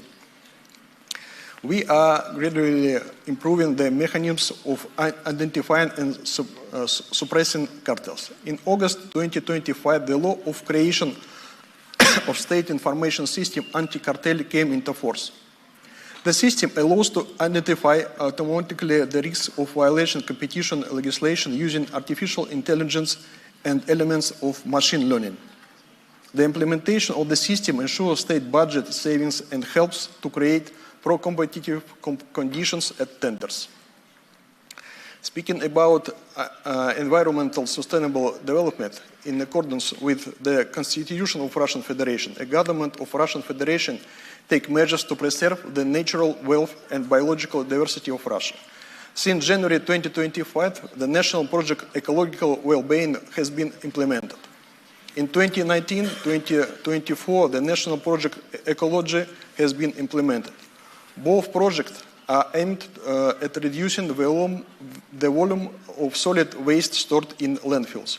It is necessary to achieve 100% sorting of municipal solid waste and reduce the amount of solid waste in landfills by 50% by the year of 2030.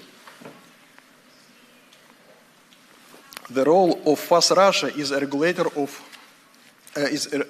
regulator in implementation of these national projects is to ensure control over tariffs for municipal solid waste management services, analyze relevant markets for sign of anti-competitive agreements, as well as form an industry-specific regulatory framework.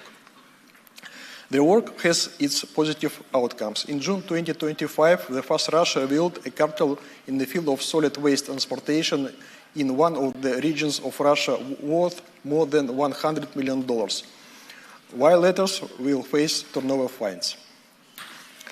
Cooperation between BRICS competition authorities also contributes to the achievement of sustainable development goals, as well as enrichment of trade and economic relations between our countries. As you know, Russia is a member of the Eurasian Economic Union. The Union concludes free trade zones agreements with some of the BRICS members. Agreements with China and Iran are already in effect, and agreements with Indonesia, Egypt, and the United Arab Emirates are preparing to enter into force. BRICS competition authorities are working to ensure that these agreements include provisions on fair competition and trade relations in order to prevent anti-competitive practices and increase the level of transparency of trade procedures. The conclusion of such agreements is also important in the context of imposition by a number of states of unilateral coercive measures that hinder trade. This work contributes to the construction of an effective system of equal and mutual benefit cooperation, free from discrimination and sanction pressure, protecting our own economies and promoting national interests. In addition, the global sustainable development goals are in line with the tasks we have set in the BRICS working groups. Currently, the BRICS working group for the research of competition issues in pharmaceutical markets, with the support of BRICS Competition Law and Policy Center, is conducting a study of competition issues in biosimilars market. The study is aimed at assessing the effectiveness of existing anti-monopoly measures in BRICS pharmaceutical markets. Based on the result of this study, a report will be prepared. It will contain recommendations for improving anti-monopoly regulation in order to increase the availability of medicine, expand their range, and develop innovations. The BRICS Working Group for Research of Competition Issues in Food Markets focuses on assessing issues of competition regulation in agricultural market and improving food security in BRICS. Together with BRICS Competition Law and Policy Center, we launched a large-scale industry study. Based on the result of this work, a report will be prepared. It will contain recommendations for improving competition regulation tools in order to reduce negative consequences of prices volatility in global food market and improve food security. In addition, BRICS competition authorities have conducted a study of competition issues on the renewable energy sector with the aim of developing improved measures to regulate this industry in the BRICS countries. We will discuss all the studies and their results in more detail at subsequent sessions of conference.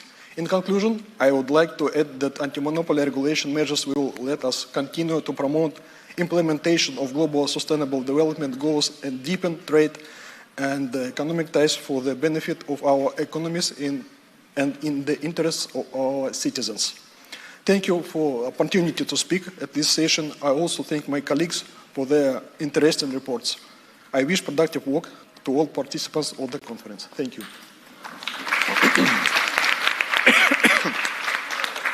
Thank you so much, Maxime. I think what you've done towards the end is almost to bring the work that we do and the work of the working groups on how we integrate these issues together to ensure that actually, as we are implementing some of these proposals, we do so in a manner that affects all of us and with a constructive manner. Thank you very much. I really appreciate it. I'll now turn to Sophia and give you an opportunity to speak. Yes. Thank you. Thank you very much. Very glad to be here today as we are the first time joining the BRICS conference and competition, and it will not be the last one. And we recently joined the competition group, and this is why we are keen to be here to learn from other countries, as we in UAE is restructuring our framework, and we also in a stage of building capacity and have more experience in these fields. It's a privilege for United Arab Emirates to join this important discussion. Allow me to extend our appreciation to the organizers and fellow BRICS partners to creating the space to address the evolving intersection between trade, competition, and sustainability. Around the world, competition authorities are expanding their remits, not only to safeguard markets, but also to address wider goals such as employment, investments, and increasingly environmental sustainability.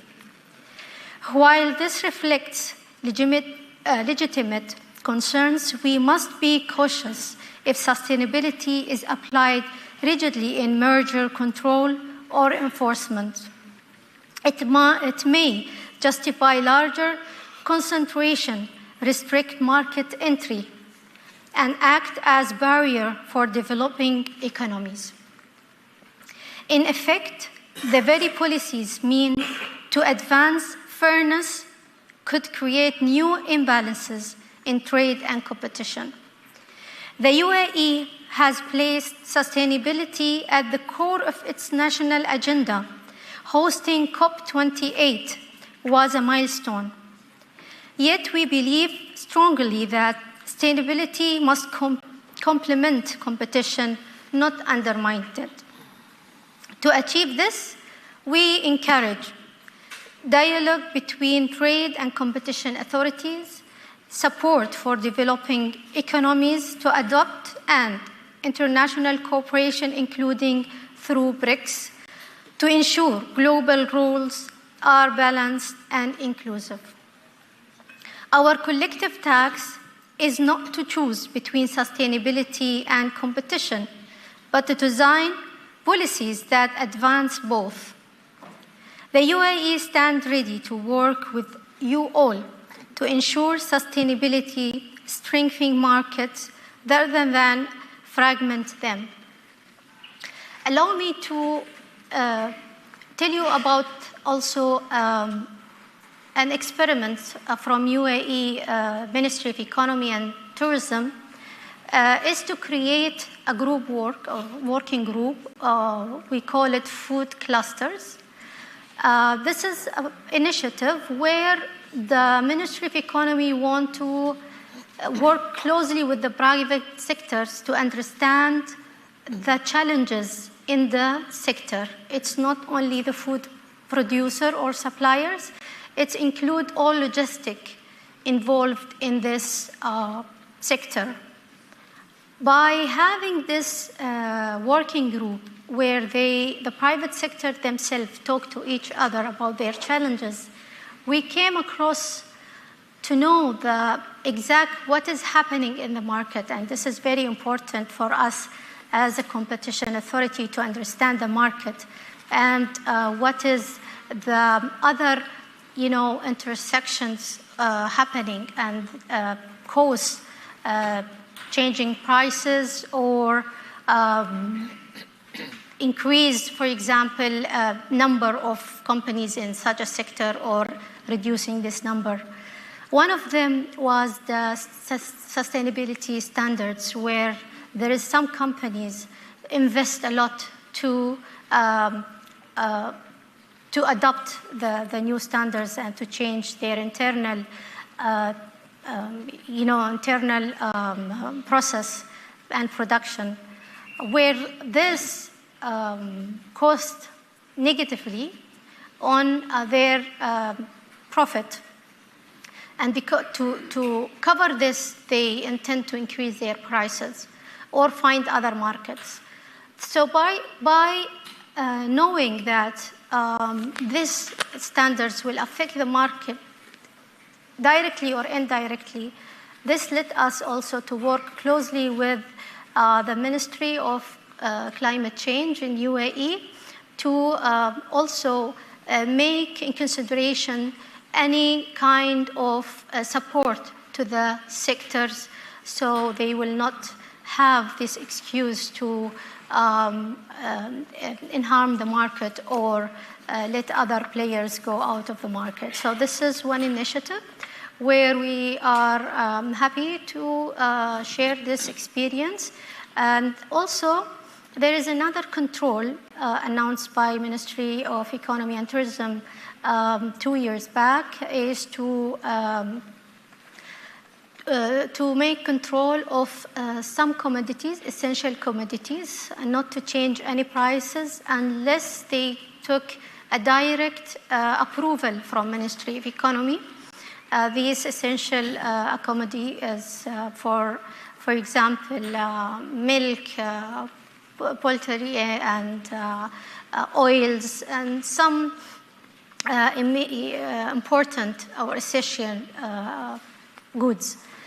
By implementing this now for 2 years and studying the request to increase prices, one of the reasons were to accommodate the standards of sustainability, where we taking this into consideration where studies such this will affect the consumers immediately, or we can have other way to cover these costs, not to keep it on consumer directly. And as UAE also a trade hub, where we are involving in the supply chain, we also have, as you know, the CEBA agreement, where it's increased the import and re-export products. So all these together will affect the standards or implementation the standards, or interact with other countries where have their also standards. We are working very closely with other authorities to make sure that there is a fair competitions in the market.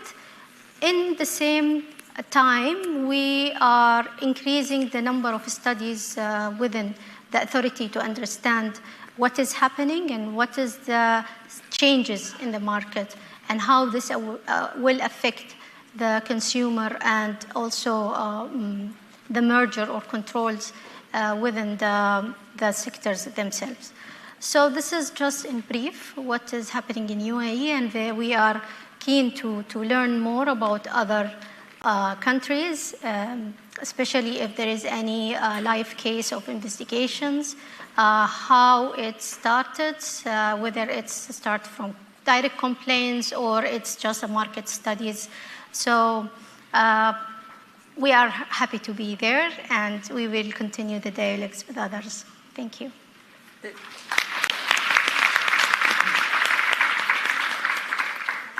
Thank you so much, Sophia. I think you raise a very important point, which is competition, policy, trade, and sustainability.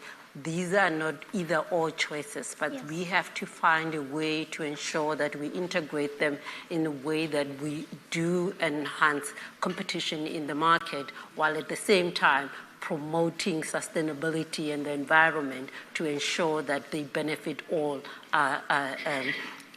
consumers and the public more largely.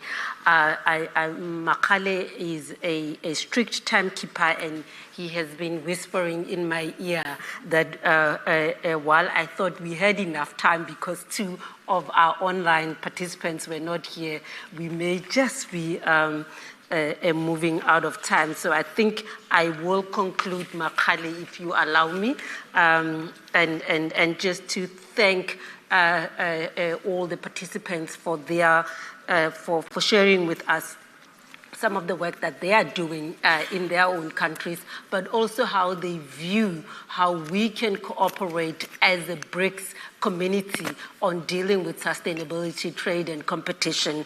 And I think we do and all agree that there is a delicate interaction between these 3, but we also agree that climate action is quite urgent, and it's something that we all need to be dealing with the urgency it requires. But we must also guard against green protectionism. Already we're seeing some unilateral actions that are coming that may in fact distort markets and disadvantage especially developing economies, and we need to find a balanced approach in this regard. The Rio de Janeiro Declaration of 2024 warned against such measures. It also welcomed the establishment of the BRICS Laboratory for Trade, Climate, and Sustainable Development. Our task today, and even within the working group, is to translate that vision into enforcement practices to ensure that merger regulation and review, cartel investigation, and abuse of dominance cases integrate sustainability within our work without becoming a pretext of exclusion. So thank you, ladies and gentlemen, for listening to us, and I thank my panel members, and I think it's about time you gave them a very rousing round of applause. Thank you.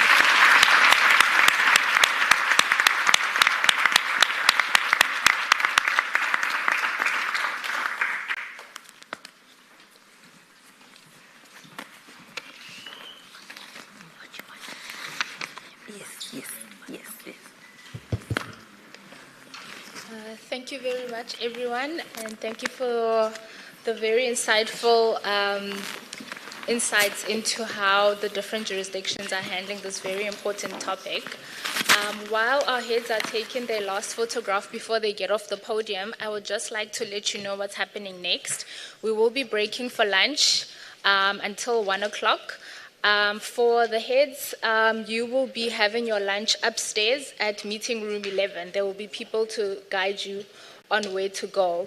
And then for everybody else, lunch will be served, I believe, to your right-hand side. There is another hall dedicated for lunch. I believe you will be served outside and then go through to the other hall for your lunch. And I'll request that everybody kindly please be back on time so that we don't run over. Thank you.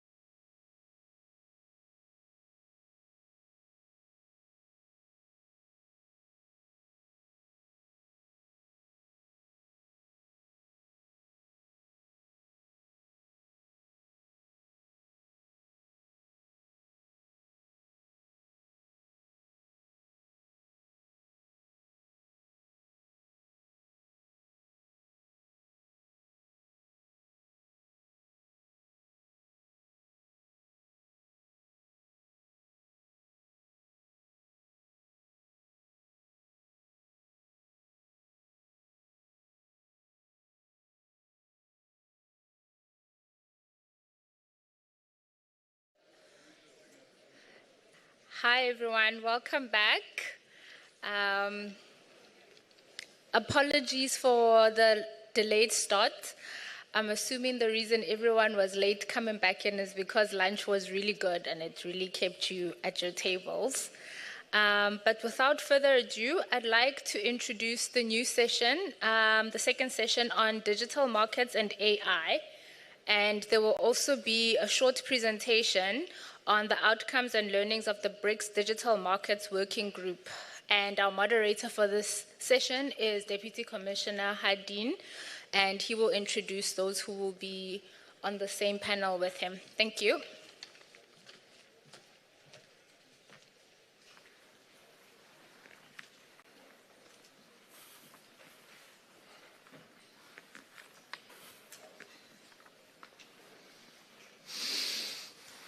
Good afternoon, and welcome to this session. I believe it's one of the most important discussions on digital markets and artificial intelligence. So what we have, this session is in two parts. So we have the first part where there will be a short presentation on the learnings of the BRICS Digital Markets Working Group, right? So this is how we'll start it. We have Commissioner Carlos Gomez from CADE, Brazil, to my further left. And we will have Mikhail, who is standing in for Leslie. So if you see Leslie later, she's around, she just engaged in another discussion. So this is how we will proceed today. Right, so we hopefully will be joined by the colleague from Sama. He's around, but he's also still engaged in another meeting. So, Commissioner Gomez, you start on the first part. Okay. From the BRICS Digital Markets Working Group. So, good afternoon, and thank you to everyone. And I appreciate the organization to bring me here to represent my country, Brazil, and the Brazilian Competition Authority, as we said, CADE, to give some remarks about the BRICS Digital Markets Working Group. I can start to saying that the digital markets still pose challenges to competition authorities. But much has changed since the first BRICS report and the digital economy released in 2019. The leading role of artificial intelligence raises questions that are even more complex to be addressed by competition authorities. It is undeniable that next frontier of competition policy, particularly in the investigation of anti-competitive conducts. The global market remains controlled by large tech players, such as Microsoft, Google, NVIDIA, and it's also worth noting that such companies also control important infrastructure, such as the cloud, which may become similar to an essential infrastructure for entrance in the market of AI. Antitrust authorities must take a closer look into all levels of the AI value chain, not only the interface known to customers. It's more likely that competitive problems are behind it in the value chains. So what can the BRICS country do about it? Exchange of investigative tools, exchange of studies, the need for a wide cooperation between the countries given the concern of AI. The BRICS countries must pay attention to the effects that market concentration in the tech sector play on inequality rates. There is a widening gap of access to technology, and it's a high time competition authorities recognize the role they can play in ensuring economic and social development in the age of growing challenges. Opportunities to discuss, such as the BRICS Working Group, are essential to the development of competition policy in the countries involved, making sure every jurisdiction is keeping up with the most pressing challenges of our time. Thank you. All right, thank you very much for that. So Mikhail Voronin, he'll be speaking from as a private sector perspective, right, from the Russian Corporate Council Association. So he's the head of the antitrust committee there. But you can remind me how many companies you represent? It's about 200. I can imagine, yes. We have a lot of companies in Russia. So it's a very big economy, Russia. So over to you, Mikhail. Just your learnings from the working groups. Okay, thank you. Good afternoon. First of all, I would like to express sincere gratitude to the Competition Commission of South Africa. It's an excellent organization of this conference. And on behalf of the co-chairs of the BRICS Working Group for research of competition issues on the in digital markets, Russia and Brazil, I'm pleased to present a brief report on its activities. This working group is one of the working groups of BRICS competition authorities established in 2019 in accordance with the Memorandum of Cooperation of 2016. The establishment of this group was driven by active digitalizations of many business processes, which on one hand stimulates economic growth and contributes to increasing the well-being of the population, and on the other hand may pose some risks to competition. As it was said, the number of cases of abuse of dominant position by companies using new technologies, artificial intelligence, and so on is growing. There are a lot of digital mergers which require close assessment. So BRICS competition authorities are actively seeking to develop the state policy in the field of digital market regulation. Exchange of information, conducting joint research, exchange of experience, practical cooperation are the main tasks of our working group. And in light of widespread digitalization, the working group is becoming particularly relevant. It is especially worth noting that the cases Russia investigated against such digital giants as Google, Apple, Booking, Microsoft, and Nvidia was mentioned also, as well as the theories of harm that we applied, were similar in our jurisdictions, in a lot of jurisdictions that are not in BRICS also, maybe in some different international organizations. So the working group has been and remains a dialogue platform for BRICS competition authorities to share knowledge and to develop advanced approaches. The outcomes of the digital reports of BRICS competition authorities have become a practical aid in carrying out our activities. And a draft law on digital ecosystems in Brazil, guidelines for regulating digital platforms in China, a report on regulation of e-commerce in South Africa, recommendation documents in Brazil, also amendments to legislation in India, and much more were developed. It was mentioned by Maxim Alexeyevich Askolsky that digital amendments to the anti-monopoly legislation have also been developed in Russia. 2 years ago, it was the 5th anti-monopoly package of amendments, and currently the Fast Russia is already working on the 6th package, which proposes to define the criteria for non-transactional platforms, such as social networks, search engines, video hosting platforms, etc. And the amendments also plan to address the practice of using intellectual property immunities, which is very relevant for digital markets. BRICS competition authorities within the working group pay great attention to finding a balance between classical law enforcement and soft law. We consider these two aspects not just as alternatives, but they should complement each other. For example, what relates to deep discounts issue on marketplaces. In Turkey, there is a law which regulates the issue, which prohibits these deep discounts for huge marketplaces.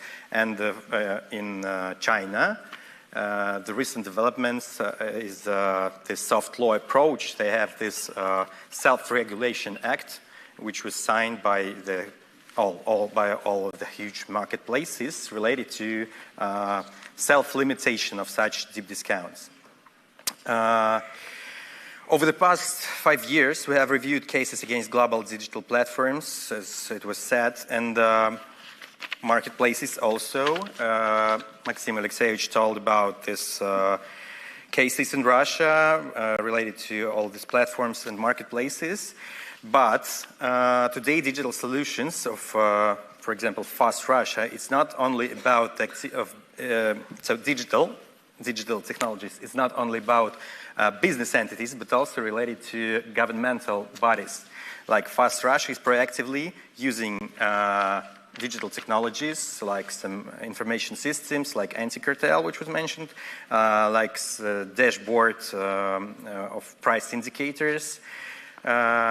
It's a real-time analysis of prices, of pricing in markets. Today, as it was said already, there is a trend of artificial intelligence. So unfair market participants seek to take advantage of such technologies.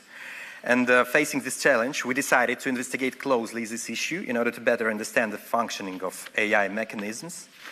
The BRICS countries pay great attention to the regulation of AI on the highest level. On July 7th, 2025, during the 70th BRICS Summit, the BRICS leaders adopted a declaration on global governance of AI.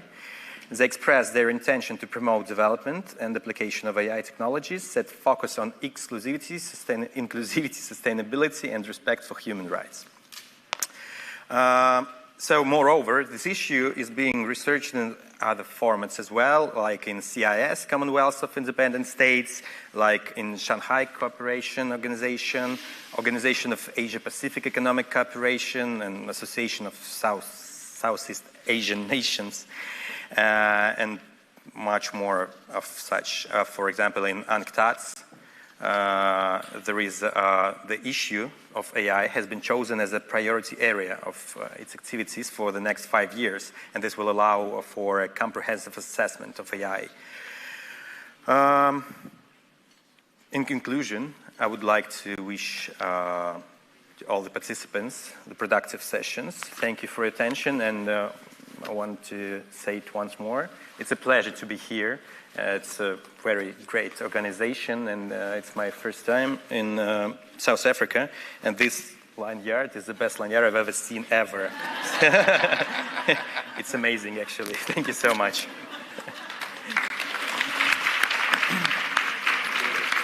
I'll call it now. Yeah. No, thank you very much. Thank you very much, Mikhail, for that. The lineage you can keep. So this is Itebukhang's specialty. So she told me that there's a delegate here who kept the one 10 years ago. So it can last for more than that. Yeah. If you look after it. Yes, if you look after it.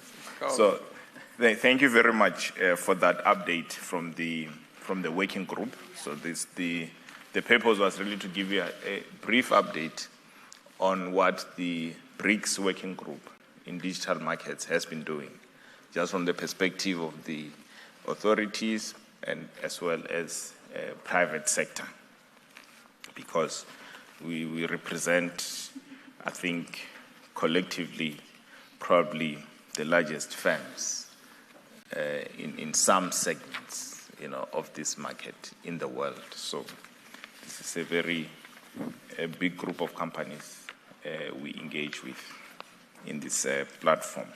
So I will move to the next segment. I would ask Mikhail to stay here. Commissioner Gomez, you are in the second segment, so you stay. If we have time, we will take some questions, maybe last 10 minutes, if we have time. So Mikhail, you stay, in case that No problem. in case that happens. And I'll call now our delegate from Samar, China, Mr. Ma Zongu to join us on the stage.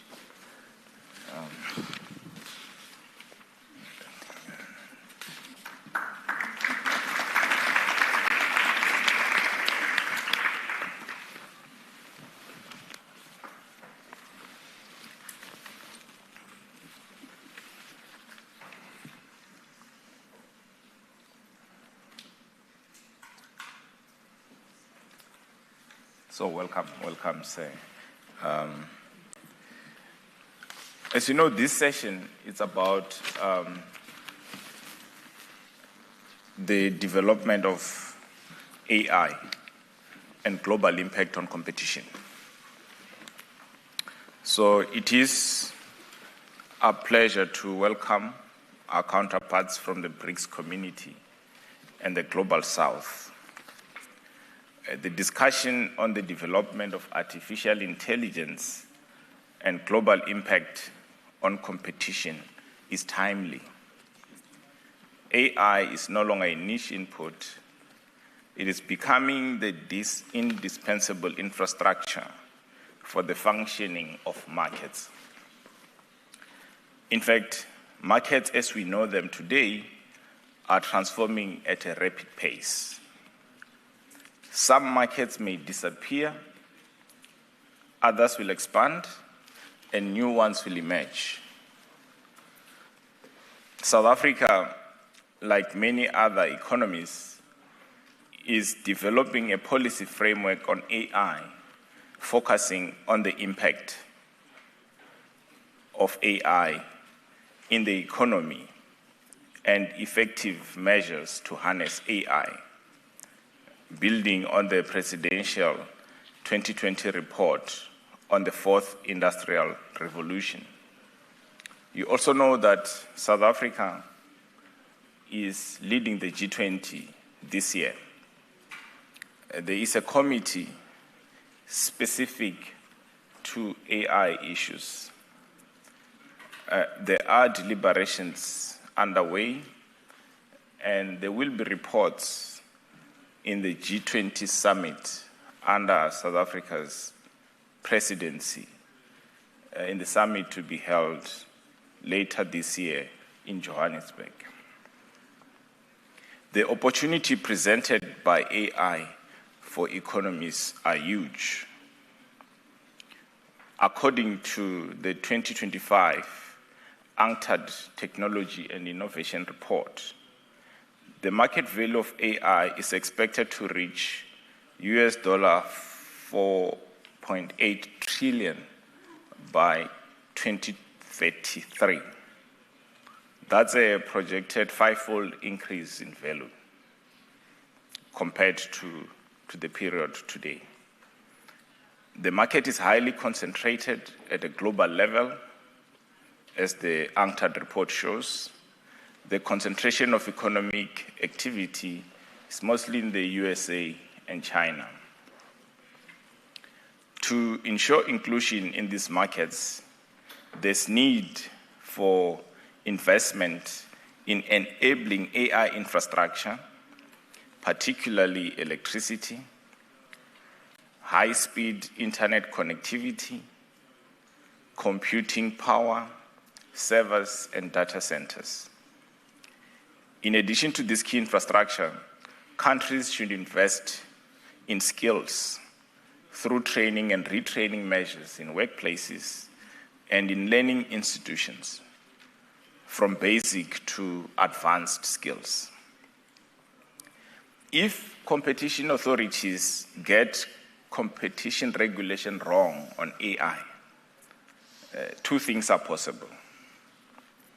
The actions of competition authorities may inhibit the effectiveness of AI, or leading firms in AI may attain unassailable market power. However, if competition authorities get it right, there is potential to increase firm productivity, unlock new possibilities in markets, foster inclusion and innovation, in essence, simplifying things to make lives better for society. AI, and the UNCTAD report reflects on this, can fast-track the attainment of sustainable development goals. Under Brazil's 2025 presidency, BRICS leaders issued a leaders' declaration and a leader statement on the global governance of AI, elevating access, inclusion, and the needs of the global South. The declaration is focused on solutions at a multilateral level, inclusive governance, and caution against extractive and exploitative approaches. These principles dovetail with competition regulators' mandate in opening markets for AI inputs and services.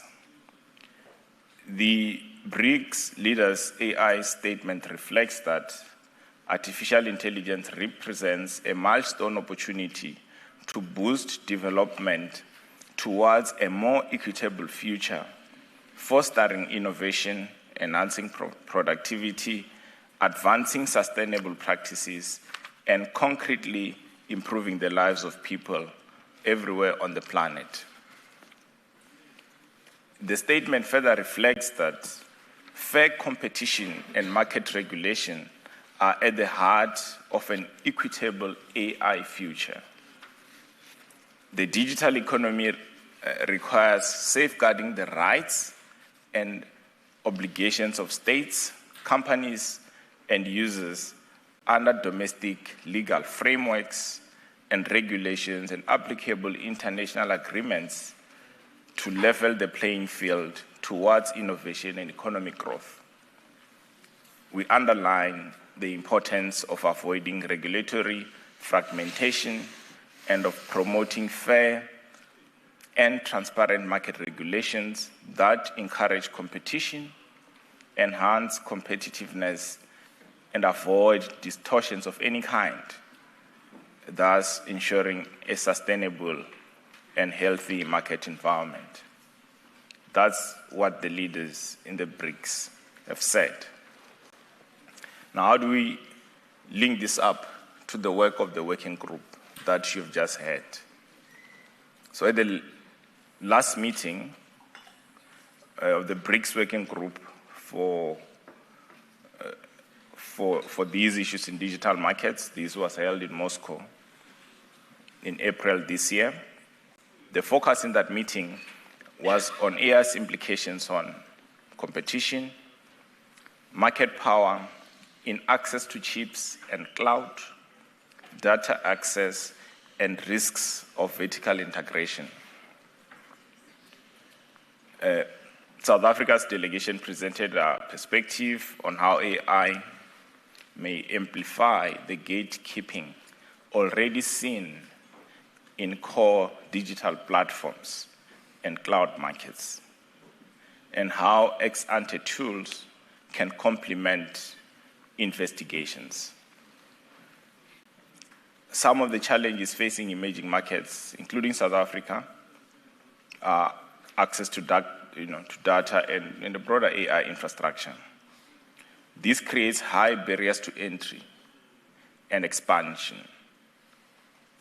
Therefore, there is a need to develop local capabilities in this regard among BRICS nations. And as I've said, China is already leading in this space, and we can learn a lot from our counterparts there.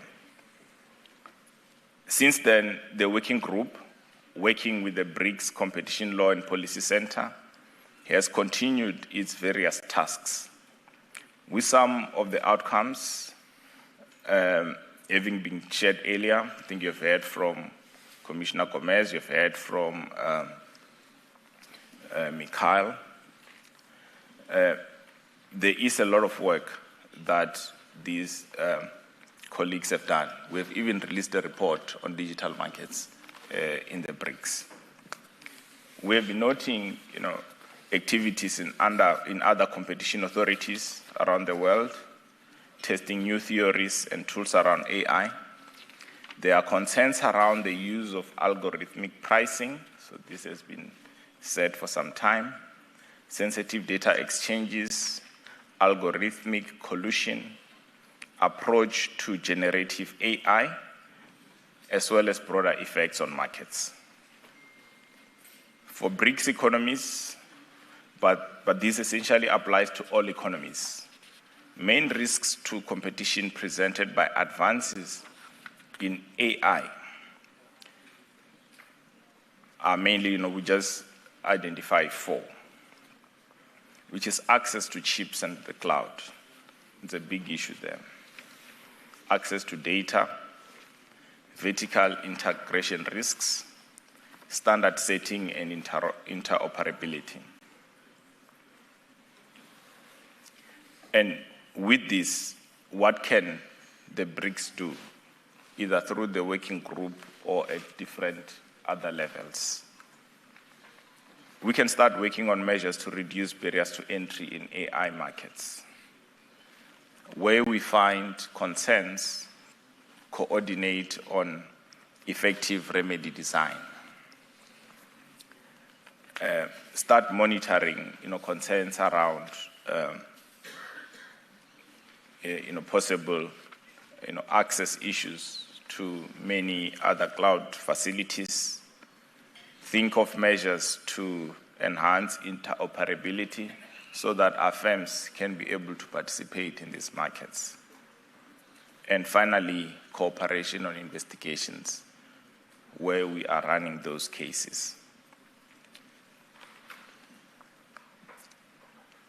And with that, we think in order to demonstrate policy leadership, deepen cross-border cooperation, and shape a coherent response to the unique challenges of digital markets, particularly AI, BRICS competition authorities should continue coordinating their efforts. I think we're even getting larger now, which creates an opportunity for us to drive this agenda.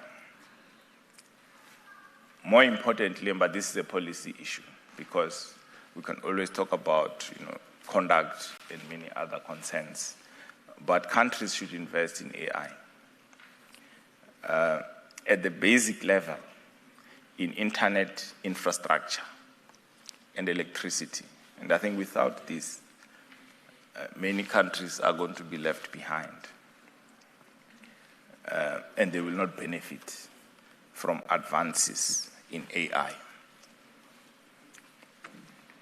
AI will not wait for BRICS nations to perfect statutes or regulatory approaches, but with evidence-based approaches, BRICS competition authorities can ensure that AI markets advance market inclusion. This also requires an all-of-society approach. This is not just about regulators sitting here talking amongst themselves. We require business, civil society, and many other actors in society. And with these short remarks, I will invite colleagues from Brazil, and I have colleagues from China, to share their perspectives on this topic. Thank you.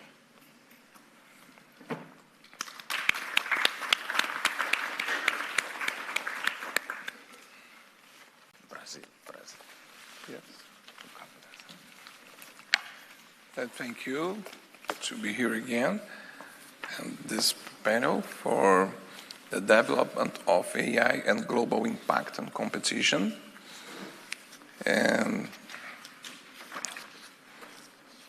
I will bring from Brazil 3 points, 2 cases and 1 tool that address this impact. And the question is, what is CAD doing to track the global impact of AI on competition? The first one is the tool. It's called the BRAIN project. In Portuguese, we used to say Projeto Cérebro. CAD has developed an internal detection tool called Project BRAIN project, which uses artificial intelligence to monitor and process public procurement databases. The project carries out data mining and applies economic filters to detect cartels. This is one of the authority's most important achievements in the fight against cartels in public tenders. Project BRAIN uses the called ComprasNet, NetBuy, database, as well as those of other government agencies to which CAD has access. With around 60,000 public procurement processes carried out every year, CAD prioritized the application of filters to data relating to traditionally problematic markets or to markets in which cartels reports have been filled.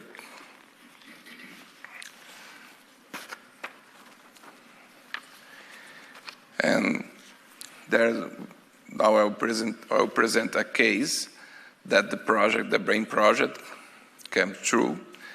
It's in a case called the outsourcing cartel investigation. CAD just had its first case in which it employed AI to cross data in a public procurement process. The investigation was triggered by irregularities detected in an electronic tender organized by CAD itself to hire fire brigade service. After the auction ended, CAD's procurement department contracted the winning company to request the necessary documents. During this process, unusual circumstances came to light, which raised suspicions and ultimately led to the identification of cartel practices in public service outsourcing contracts. CAD examined almost 5,000 cases in public tenders, seeking to identify whether it could detect patterns in the outsourced service sector. This was only possible due to the BRAIN project.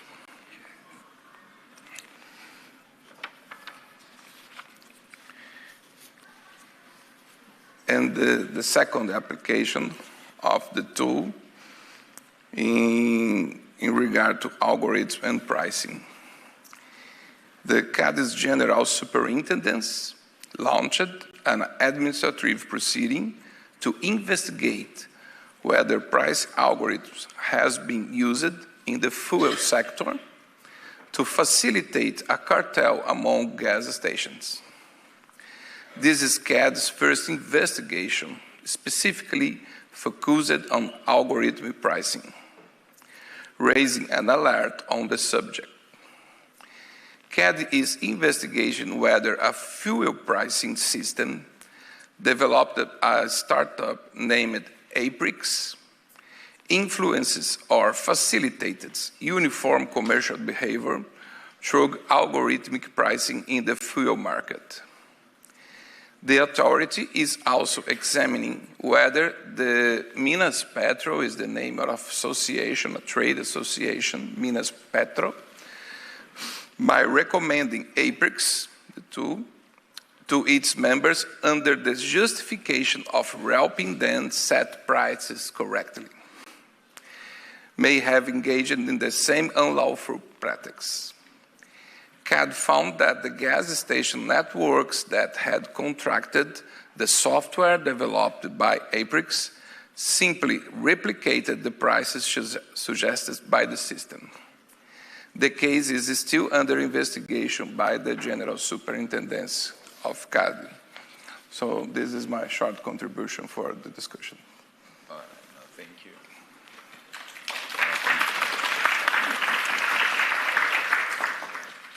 Thank you very much. I think CAD has been leading, I think, in this space. I think you have a lot more cases, but I hope, we have more time for you to share more. Some from Sama, from China. Please, you have the floor.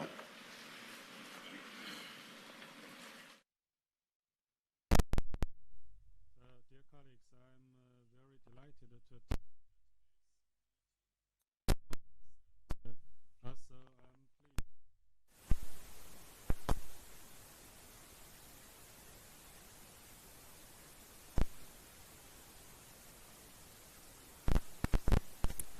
Second Antitrust Enforcement Department, and I will focus on the AI merger and acquisition and smart AI-assisted regulatory practices.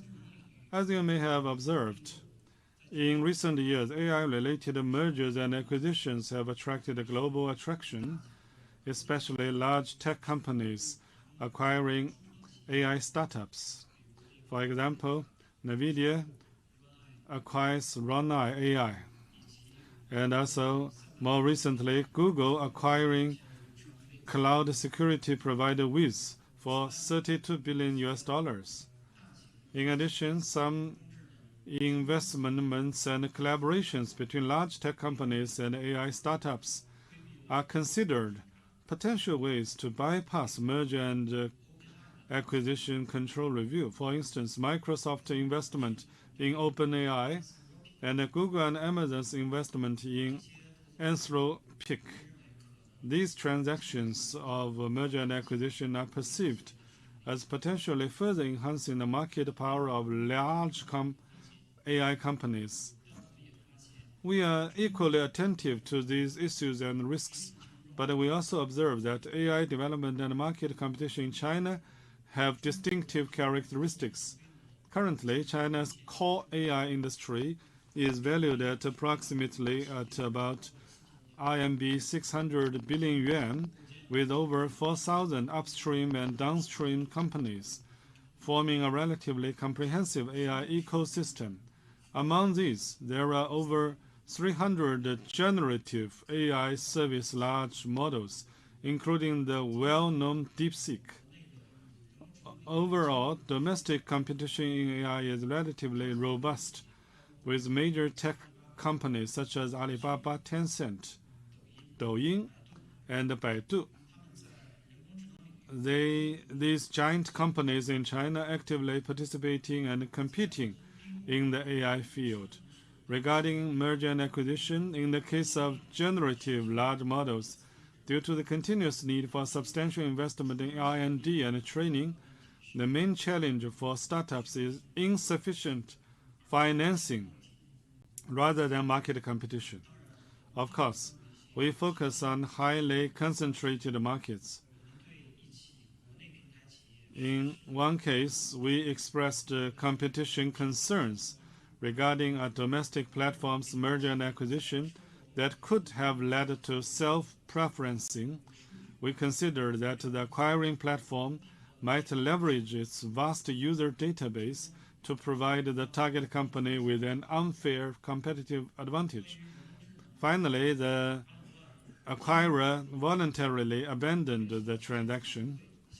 Regarding the AI applications in antitrust regulation, I would like to briefly introduce our merger control antitrust system, and officially launched in the year 2022.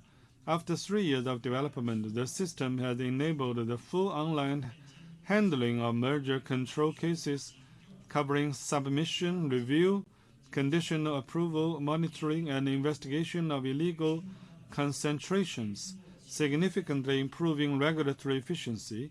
For example, declarants can submit materials online and track case progress in real time, while legal documents during review are automatically fed back through the system. For the reviewing authority, cases are automatically assigned upon submission.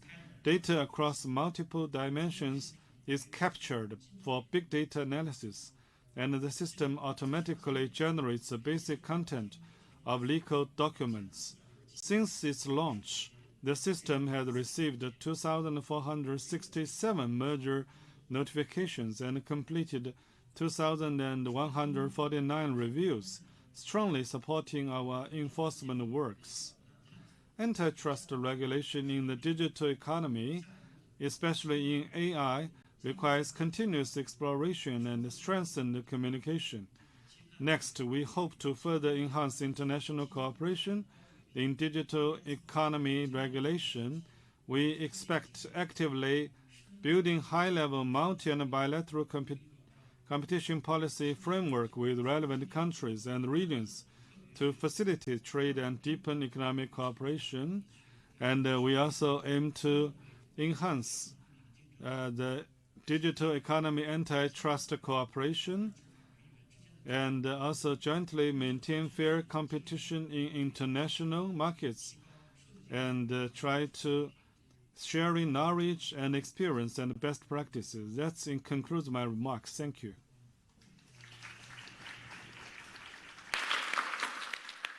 No, much for sharing that very rich experience from China, from Sama.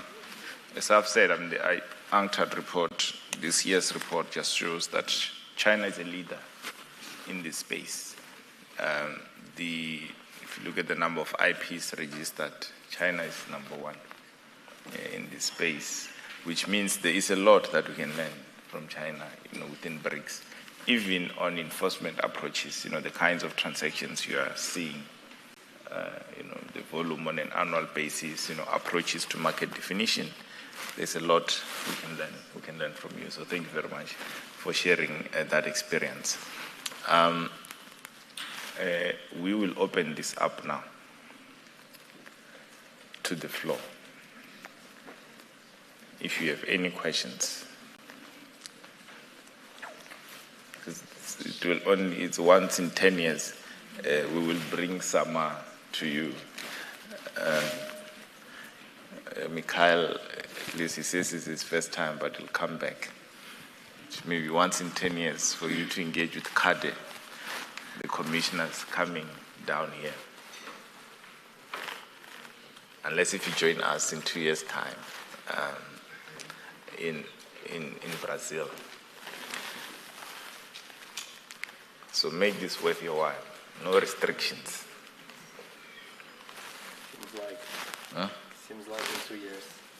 No, thank you very much, colleagues. So which means, Program Director, from our end, this concludes this session on AI. Unless if, Commissioner, you want to give final remarks, Mikhail, I'll give you that opportunity. I'll give you that opportunity to give final remarks in the sequence. Yeah, you'll be last. Yeah.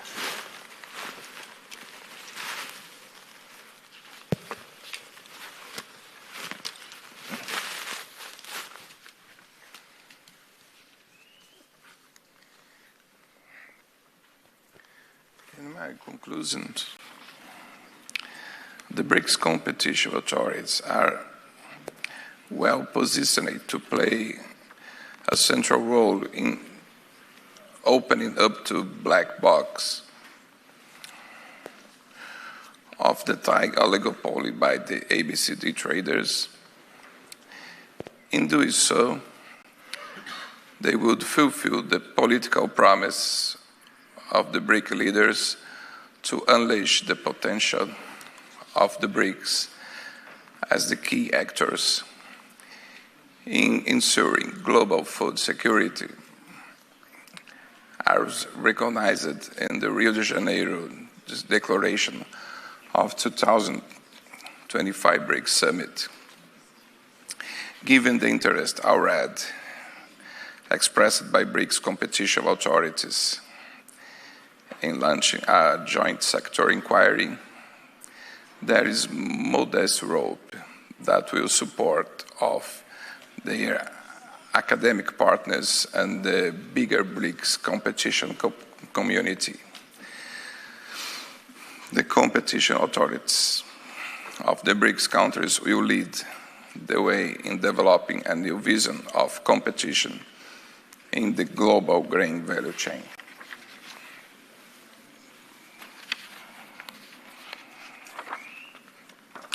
So that's my conclusion.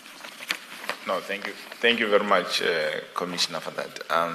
Mikhail, your final remarks.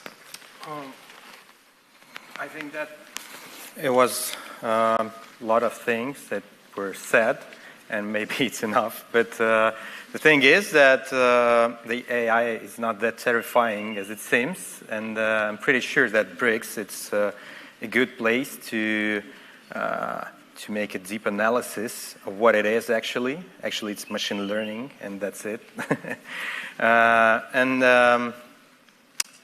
have a final joke to you. Do you know the difference between AI and machine learning? There is none. But the only thing is that the people who works with AI has a higher salaries than works with machine learning. That's the only difference. So yeah, that's it. Thank you. No, thank you. Thank you very much, Mikhail, for that. The only thing, though, what I've been told, in fact, it's an academic in Russia, and he just mentioned this, that if you really want to play in the space of AI, you must do mathematics. He says those countries that are not doing maths, they will not be part of the future. Sure. So we need to invest in skills. So it may sound straightforward to you, but to lawyers and economists in this room, we are very much scared about generative AI because we really don't know. Because I understand this is way more than AI. It's a very interesting dynamic.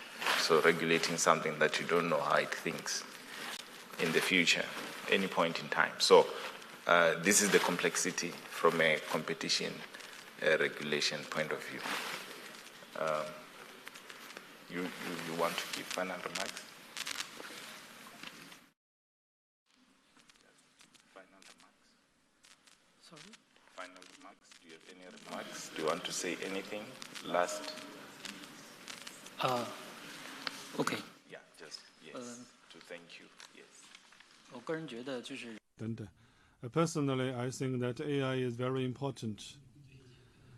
The AI actually is playing a very important role in the economic development and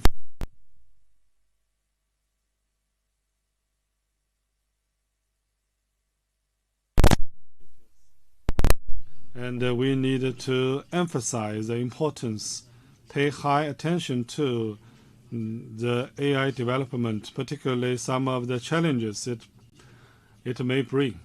We need to enhance our cooperation and international exchange so as to bring the best out of the AI. Thank you.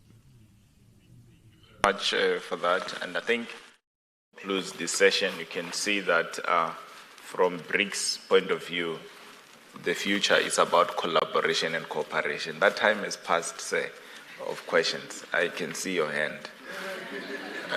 So the session is closed at this moment. We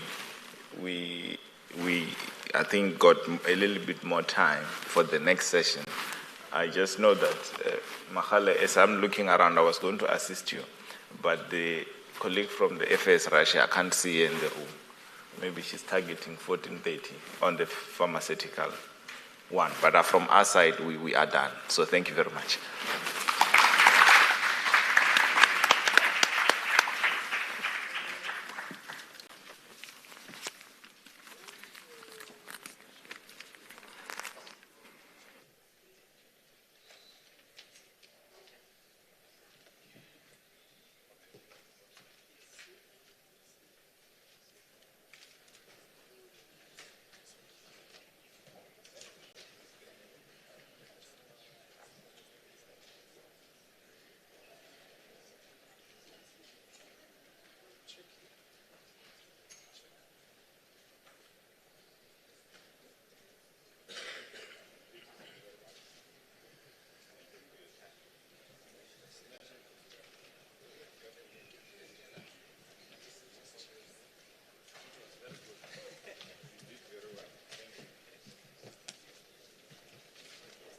So this is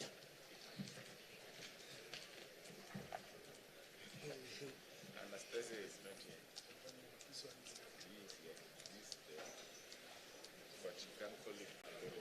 Should we rather try this one? No, this one is leading to the good one. Okay. Hmm? These ones are feeding into this. Should we take a tea break? I think we should take a tea break, like 5 minutes, 10 minutes, and then we will find Anastasia. She's worried about the young, but find Anastasia. That was the thing. Yeah, so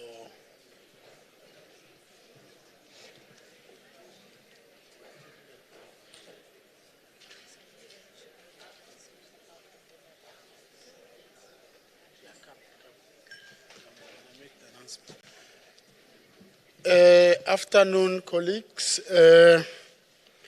We are going to take a 20-minute break whilst we are locating our next speaker. We have one.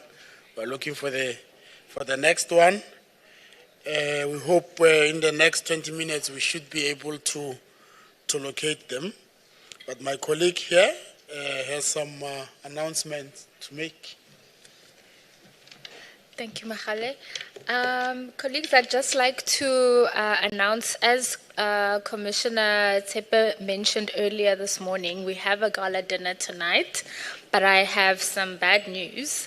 Unfortunately, there are no plus ones. So if you are not accredited, we will excuse you after our session is done, and then you won't be joining us for the gala dinner.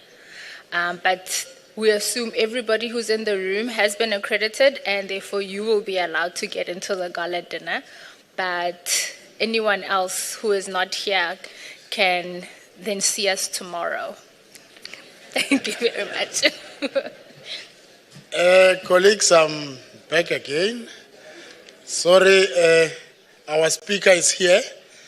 So we are going to proceed. We are no longer taking the break now. We will take the break at the time of the break as per the program. Thank you, madam. You can go. All right, I'm back again. May we please call up Mr. Liu Yifeng, Deputy Director, Anti-Monopoly Enforcement from the Anti-Monopoly Enforcement Department from Samoa in China, and Ms. Anastasia Dokukina, Deputy Head of the Department for International Economic Cooperation in Russia.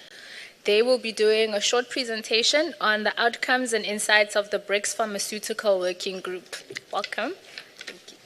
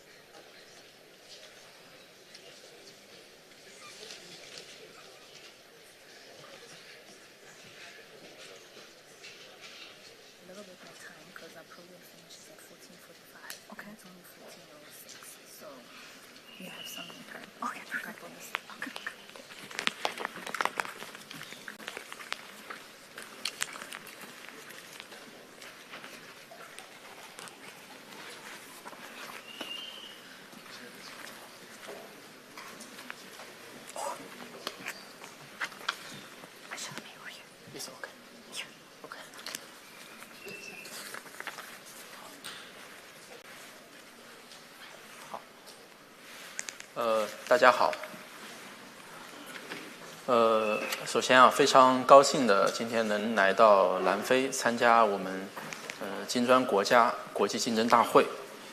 我所在的市场监管总局反垄断一司主要负责垄断协议和滥用市场支配地位的案件办理。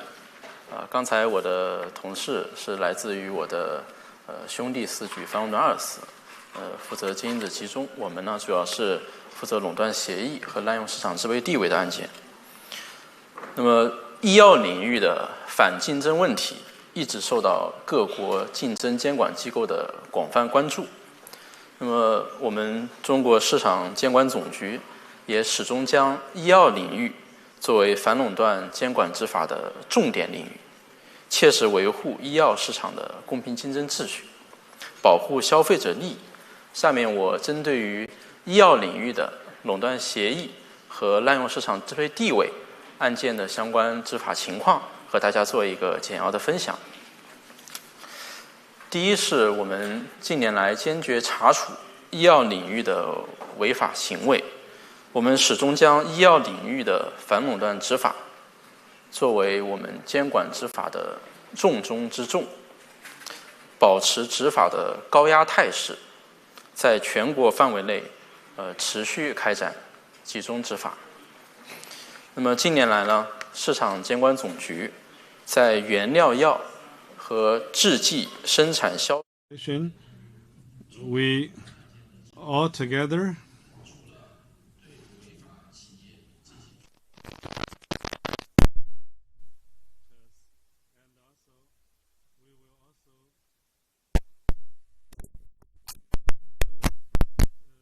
give fines and confiscate. You can see that we have modified our antitrust law and add clauses for the individual's duty or responsibility who violates the law of antitrust. So the individual may face up to 5 million yuan of fine. This is a great deter for the individual violators, and this can also safeguard the steady supply of the pharmaceutical products and also protect the consumer rights and public interests. Second, we continuously improve the institutional framework for fair competition. This year we have launched the guidelines on antitrust in the pharmaceutical sector, and we focus on the prominent monopoly issues in pharmaceutical industry, further clarify the fundamental principles of antitrust enforcement so as to enhance the effectiveness and results of the regulatory enforcement. Also, we have launched the documents such as the antitrust compliance guidelines for business operators and merger antitrust compliance guidelines, which provide clear guidance for operators in the pharmaceutical sector. Thirdly, we fully leverage coordinated regulatory efforts across different government authorities and departments. In the course of antitrust enforcement in the pharmaceutical sector, we fully leverage interdepartment cooperation, working closely with the healthcare department, a medical insurance department, and the medicine regulatory authorities. This kind of collaboration has helped significantly reduce prices of involved medicine drugs and also fostered joint efforts in major monopoly case analysis, such as information sharing and risk management. Fourth, we strengthen comprehensive policy and systematic governance. We enhance tracking research on emerging markets, conduct assessment of competition pharmaceutical online sales platform, strengthen risk monitoring and early warning, and implement preventive regulation. Antitrust compliance workshops are organized for the pharmaceutical industry, targeting industry associations and large pharmaceutical companies to promote lawful and compliant business conduct. At the same time, we also publicize and interpret the major monopoly cases and the relevant legal provisions so as to maximize the deterrent effect. For example, this week, we are holding a week focusing on the fair competition in China. And we also invited many overseas friends to join us in this publicity week for fair competition. So in future, you are also welcome to participate in similar events and activities. Usually they are in September. Ladies and gentlemen, dear friends, the pharmaceutical industry is directly related to the health of hundreds of millions of people and the well-being of countless households. It is a major public welfare issue. China's antitrust enforcement agencies will continue to strengthen enforcement in the pharmaceutical sector, continuously optimize market competition order, and fully safeguard the legitimate interests of the people. And for us, me and my colleagues, actually this is our first time to South Africa. This morning, our Supervisor Director General, Mr. Wang Tiehan, said this is the longest distance we have ever traveled. But the Chinese phrase goes that we are predestined to meet each other in spite of the long distance because we have a bond. We have a relation already pre-existed. So far we think that we have achieved our goals. And we hope that we will use more opportunities and platforms and to share our best practices and experience in the pharmaceutical sector. And we are willing to cooperate with BRICS members in the antitrust in the pharmaceutical sector so as to promote the greater success in this field for the economic development and the well-being of the consumers. Thank you.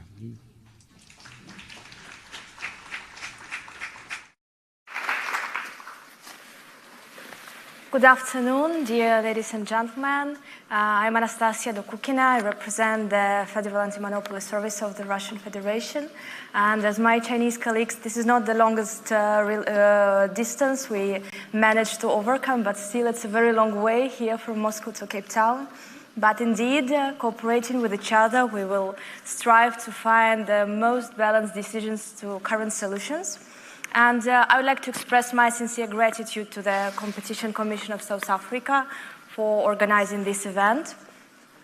Today, I'll briefly talk about the preliminary results of the BRICS Working Group for the Research of Competition Issues in Pharmaceutical Markets.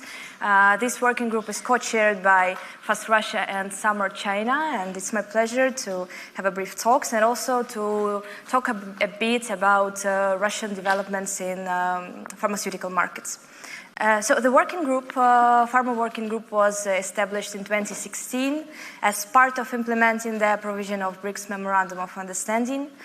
As my Chinese colleagues say, BRICS competition authorities pay much attention to protection of competition in pharmaceutical markets. It's no coincidence that the declaration signed by BRICS competition authorities in Rio de Janeiro in July 2025 pays special attention to healthcare issues. This document emphasizes the importance of strengthening international cooperation in this area to develop sustainable, fair, and inclusive healthcare systems. It is aimed at achieving universal health coverage and ensuring equitable and timely access to essential health goods and services, including medicines, vaccines, and diagnostics. Among competition authorities, we try both implement enforcement activities aimed at effectively reviewing cases and mergers to prevent their anti-competitive consequences, as well as implemented legislative initiatives and advocacy efforts. For example, early in 2025, as we saw in media and as our African colleagues said, Competition Commission of South Africa approved a big merger Aspen-Ingelheim with remedies aimed at promoting competition. South African Competition Commission also conducted an investigation against Novo Nordisk for abuse of its dominant position in the market for insulin pens in the market of South Africa. Brazil recently completed its big review of major transnational cartel of manufacturers of anti-spasmodic medicines. And about like competition advocacy, for example, like some colleagues said, in China, it was published guidelines for the pharmaceutical sectors. Brazil is also on this path. They recently published a report on the study of pharmaceutical market. In Russia, the Fast Russia pays great attention to the pharmaceutical sector, aimed at ensuring medicine availability for our population, prevent unjustified price increases, expand product range, improve healthcare quality, and so on. We continuously conduct comparative analysis of prices for essential drugs and medicines. We compare the prices in referent countries. If we see that our prices are higher, we notify manufacturers on the need to reduce them. For instance, in 2024-2025, we analyzed 16,000 prices, and based on the economic analysis, 1,500 prices were reduced by average of 15%. As an example of cases reviewed by the Fast Russia, we can mention the case against Russian pharmaceutical company KRKA, a very big company. The case was for unjustified increases by 10-16% in prices for certain dosages of a medicine used for high blood pressure. And this company holds a dominant position in the market for this medicine, so for us it was very important to make a very balanced decision. Following the investigation, we found them guilty, and we issued an order to cease the violation by setting an economically justified price for this unique medicine. And the company was fined. Besides, recently we initiated another case against company Zambon Pharma for setting monopolistically high prices for a medicine used to treat infections and inflammatory diseases. Analysis showed that in the first quarter of, from 2023 to the first quarter of 2025, the company increased the prices by 46%. Now, currently, we're continuing the investigation, but we'll see what is going on, but for sure the prices shall be lowered. As Maxim Shaskolsky said at the plenary session, we also cooperate with the Circle of Good Foundation. Main task of this cooperation is to ensure that people, especially children, have access to modern and complex medicines, including those that are not registered in Russia. Like 2 months ago, we and this foundation, we signed an agreement which provides for mutual methodological and advisory support in the foundation's procurement activities. Like how it works under this agreement, we intend to negotiate with manufacturers of medicine, medical devices, rehabilitation equipment, potential and current suppliers regarding the cost of such goods. We try to show to the manufacturers that even if they sell medicines at lower price, they can benefit. And by this, we make sure that the children get more treatment, more medicines, which is extremely vital for our population. So, as we see, protecting competition in pharmaceutical markets is among the most important areas of activities of BRICS competition authorities. Within working group meetings, as you know, we discussed a lot of issues. It was intellectual property rights protection, fair pricing, merger assessment, cartels, and so on. Currently, what are we doing? One of the most important areas in the pharmaceutical track now is the work to improve market access to biosimilars and generics. The development of production of biosimilars helps to increase medicines affordability for our citizens. BRICS countries have an excellent opportunity to develop this segment by producing their own medicines at lower and fairer prices. However, for sure, this sector has its own challenges, and we try to know how to overcome this. So currently, a working group with the assistance of the BRICS Competition Law and Policy Center has begun a substantive study of biosimilar market. The study aims to develop competition in this market, reduce budget costs, increase the availability of medicines, and especially more important, the most modern treatment methods for consumers in our countries. After such a study, with the help of BRICS Center, we will prepare an analytical report which will contain recommendations how to better develop competition and protect competition in this market. As the first step of the study, the BRICS Center prepared a questionnaire which was sent to many countries, not only to BRICS countries, but also developing economies. For instance, CIS countries, Shanghai Cooperation Organization countries, Asian countries, and so on. And I'm happy that we have already received responses from Bangladesh, Belarus, Brazil, Indonesia, Kazakhstan, China, Mongolia, and Turkey. I thank everyone for cooperation. And I hope that we receive responses to the questionnaire as soon as. And I know that BRICS Center will help us to form the analytical report. We are sure that by bringing together regulators and experts from developing countries, we will consolidate experience and best practices in regulating the biosimilar sector. This will allow us to assess comprehensively the competition measures applied in our countries and develop guidelines for their improvement both in this sector and in the pharmaceutical industry in a whole. And I really hope that the report will be soon ready and will be very practical and useful for all of us. I'm confident that our joint work to create a pro-competitive environment in pharmaceutical markets, both within the BRICS working group and with our partners from all over the world, will help us to introduce innovations, prevent unfair practices by major companies, and ensure consumer protection and medicines accessibilities in modern conditions. And I hope this work will continue successfully. Thank you for your attention.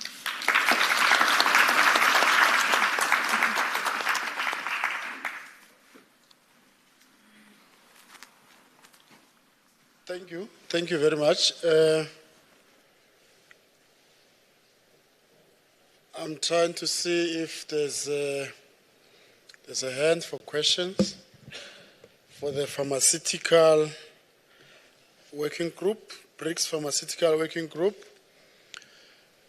If there's no hand, then we're going to take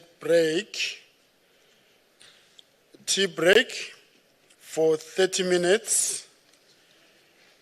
We'll come at 5 to 3 to receive the presentation on the learnings of the BRICS Food Working Group.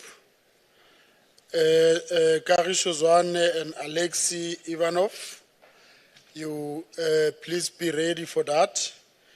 And after that, we'll go to the food and commodity session, which will be our last session of the day. So if you can keep time during this break, you are likely to finish a little bit earlier than planned. So thanks. Let's break for tea for 30 minutes. Thank you. Thank you, Pharmaceutical Working Group.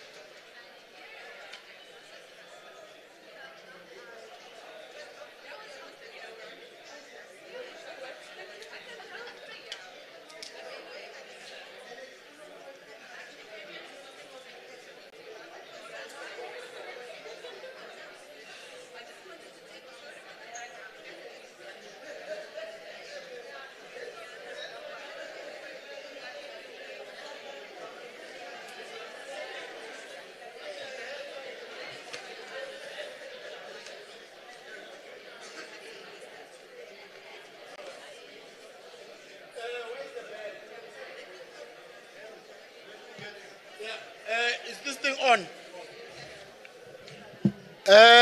Afternoon. Please.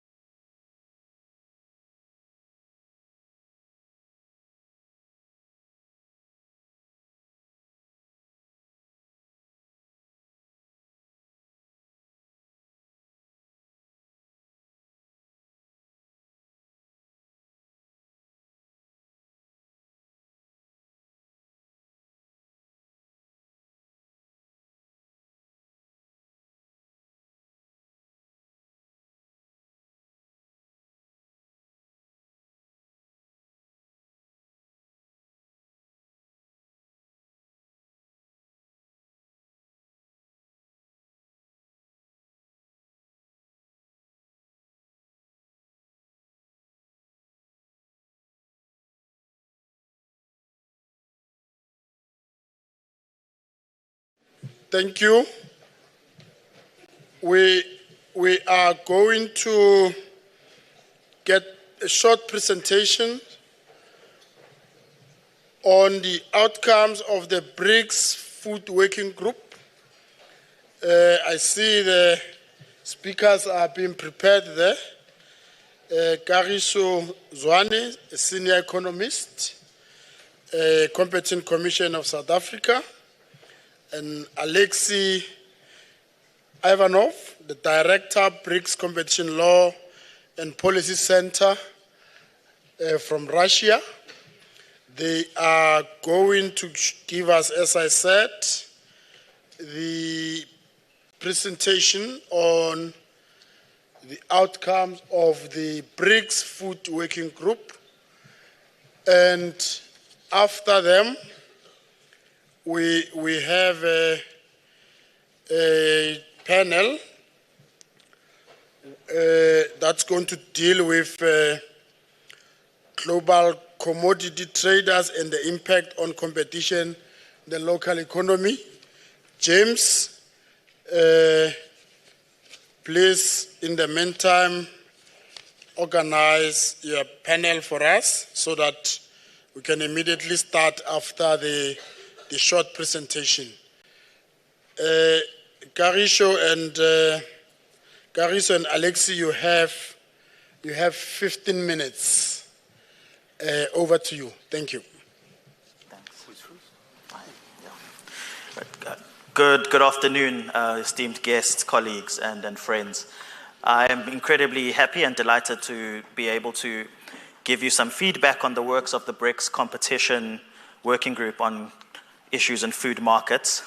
And I think it's rather appropriate to do so in Cape Town, which is a city that was established as a food and refreshment station by the world's first multinational corporation, the Dutch East India Company.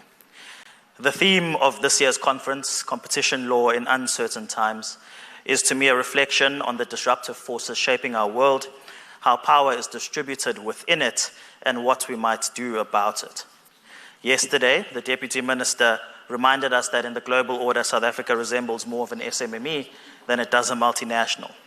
And in the last 5 years, I think the words of Thucydides have been brought to mind, that right, as the world goes, is only in question between equals in power. While the strong do what they can, the weak suffer what they must. Indeed, recent research shows just how little power developing countries have in the global food trade.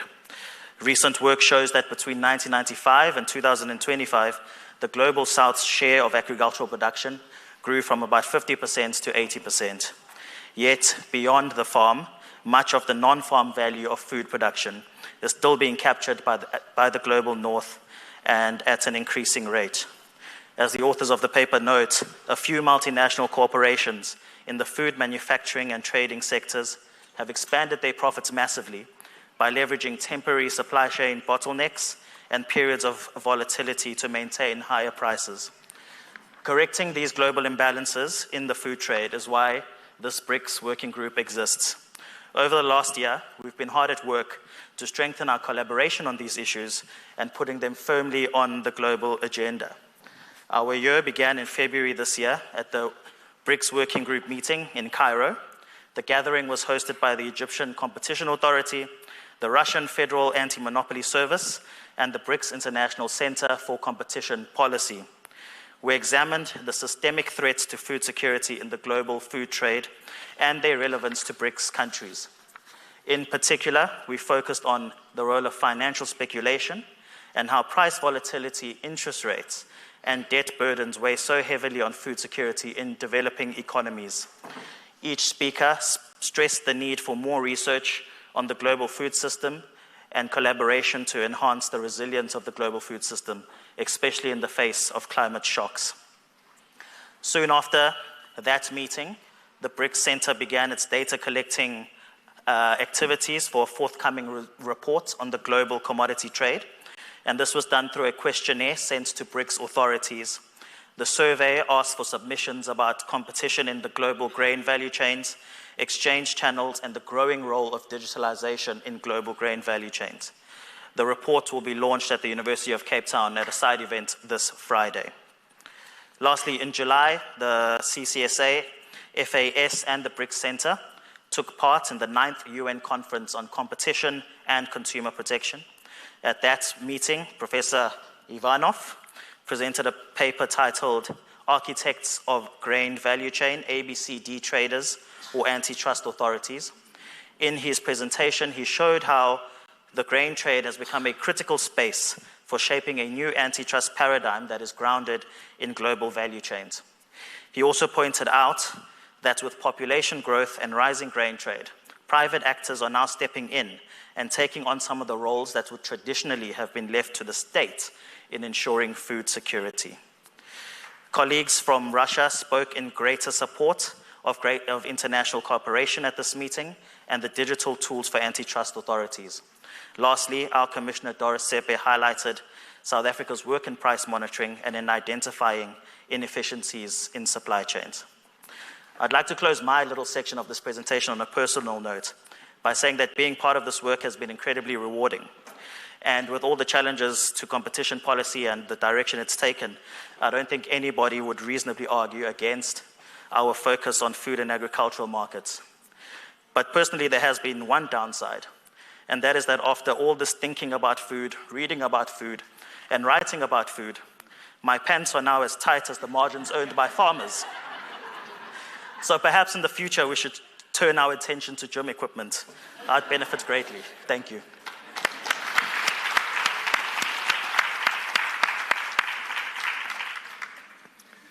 Thank you very much, Kagiso. Yes, it's really something everyone wants to know about food. Food is extremely essential for our existence, as you know, and it's very basic. And starting with basics and actually going back to the roots, it's probably an exercise competition authorities are required to do these days, in my opinion. If you don't mind, can we launch the presentation, the slides? Are they on? Yeah, as I see. So I want to highlight that this work which we are talking about today and which we are going to talk in much more detail on Friday at the University of Cape Town at this academic workshop we're organizing on the sideline of the conference, it's a product of a really long elaboration, long research done by all the BRICS competition authorities, with a pretty, I would say, supporting role, very important foundational role done by South Africa and Egypt, two African countries from north and the south, and representing really two important modalities in food agricultural system in the world and food systems in Africa. And I think this particular topic of interest, which we made a focus of our research, grain trade and support of importation and exportation of grain around the world. It's highlighting, it's actually resembling all those, problems which agricultural systems, food systems go through around the world. So that was chosen deliberately to show how our food systems, functioning not exactly effectively in the modern context. We started actually this research even earlier with our report, which was done and presented back in 2017 at the 5th conference, BRICS conference in competition in Brasilia.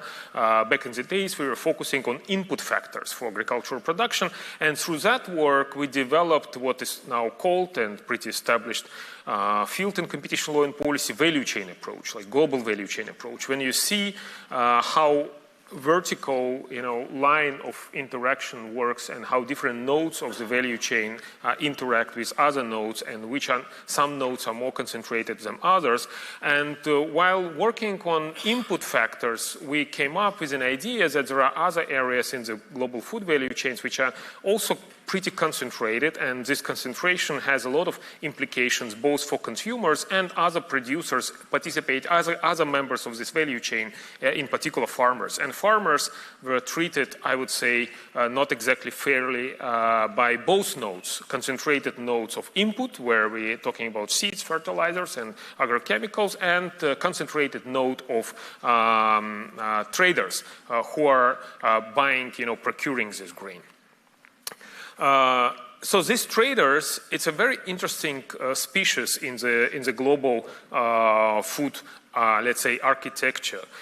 These guys, these particular companies, they are in this business for many years already, and they started as quite traditional, trading houses, companies which were delivering grain from one point to another, operating some, logistical infrastructure. But then, slowly but steadily, they transformed themselves into some sort of, food security providers. And that's how they position themselves. They position themselves as orchestrators of value chains. And that's how they sell themselves to the investors. That's how they present themselves. And that's how they try to generate value nowadays, being, ecosystem organizers in food value chains. And that's not how competition authorities look at them. If we go to the competition authority, enforcement practices right now, and I will stop a little bit maybe on Bunge Viterra, very recent mega merger happened and concluded just recently, a couple of months ago, and cleared by most of the competition authority, including BRICS countries. Unfortunately, we cover this in the report with, kind of elaborated analysis on this merger. But when competition authorities deal with this type of, companies, they take for granted their, just the surface of their business as the core of their business. So they take their kind of mask or presentation as trading companies as if that's the only business they do. But actually, in their inner, presentations for their board of directors, for their investors, they position themselves completely differently. And one of the elements which kind of going below the radars of competition authorities, I think Gustavo was very clearly talking about this in more details today in the morning session, those digital platforms. These digital platforms become kind of facilitating instruments, tools for these traders to enhance their positioning and their market power in the global value chain. That's how they're turning to some sort of, ecosystem orchestrating companies. So companies which are much more resembling digital giants than normal, trading houses. And we do think, and that's pretty much in detail written in the report, that there are at least two series of harm which could be considered by competition authorities. One is that by collecting data and by building, these silos of exclusive data appropriation, I would say, these companies foreclose the markets for other trading houses and for other players, small and national, regional players, and that's a form of, abusive behavior which competition authorities should consider, because these guys, ABCD companies, they are pretty much dominant in the field. And another theory of harm which could be considered is this platforms, they resemble, coordinating cartel-like organization, hub and spoke cartels, or facilitating cartel behavior, which could be also part of the investigation. And those investigations, we think, could be done and should be done maybe by the competition authorities together in a global setting, increasing bargaining power of competition authorities, because if competition authorities deal with this phenomena on national basis solely, exclusively on national basis, you can't capture, you can't understand this type of, power. Another phenomena which we try to analyze in our report is financialization process. It's striking to know from reports of these companies that most of them are getting the lion's share of profits, not from trading operations, but from pure financial operations, like trading with derivatives or providing some sort of, credit financing to the customers, to the farmers, or to the smaller businesses which are included in their, value chain. And these financial operations, they done again on some sort of, exclusive manner, which in a way, again, it's like I'm cautious using words, but in a way resembles inside trading. Inside trading in capital markets, when you trade, let's say, bonds or shares, when you know something, we know information, exclusive information, and others don't know this information, it's considered illegal. It's considered illegal to trade shares, for instance, in the capital market when you know a lot and others, non-knowledgeable about this. But with commodity trading, when you trade not commodities themselves, but derivatives, which are financial instruments, and you are sitting on the information, exclusive information about these commodity prices, and you are involved in price formation actually. You have such a position in the market, such a market power that can you influence price formation, and you're allowed to trade derivatives. You're allowed to get, a lion's share of your profit out of this type of trading, which does resemble to a large extent type of, inside trading. And this sophisticated scheme, which is presented here, it's our collaborating team from UNCTAD, UN Trade Development Organization, and it's going to be more in detail presented in the UN Trade Development Report, which is out, I guess, this month or maybe in October this year. So I highly recommend to read it because it's a kind of complementary product, intellectual product to our report, and the team of UNCTAD working on this UN Trade Development Report were actively involved in our work. So I think it's another angle which competition authorities can consider. I'm trying to wrap up to be shorter in my presentation, but I want to say that the topic which we are dealing with now, architecture of the global grain trade, is as old as, all the human, challenges or human dilemmas we are facing. In Cicero, Roman thinker and politician, treatise on duties, he was discussing with other intellectuals of that time a problem of disclosure of information. Information disclosure by traders who are involved in grain trade with, suffering from hunger people in one of the islands, Greek islands of Rhodes.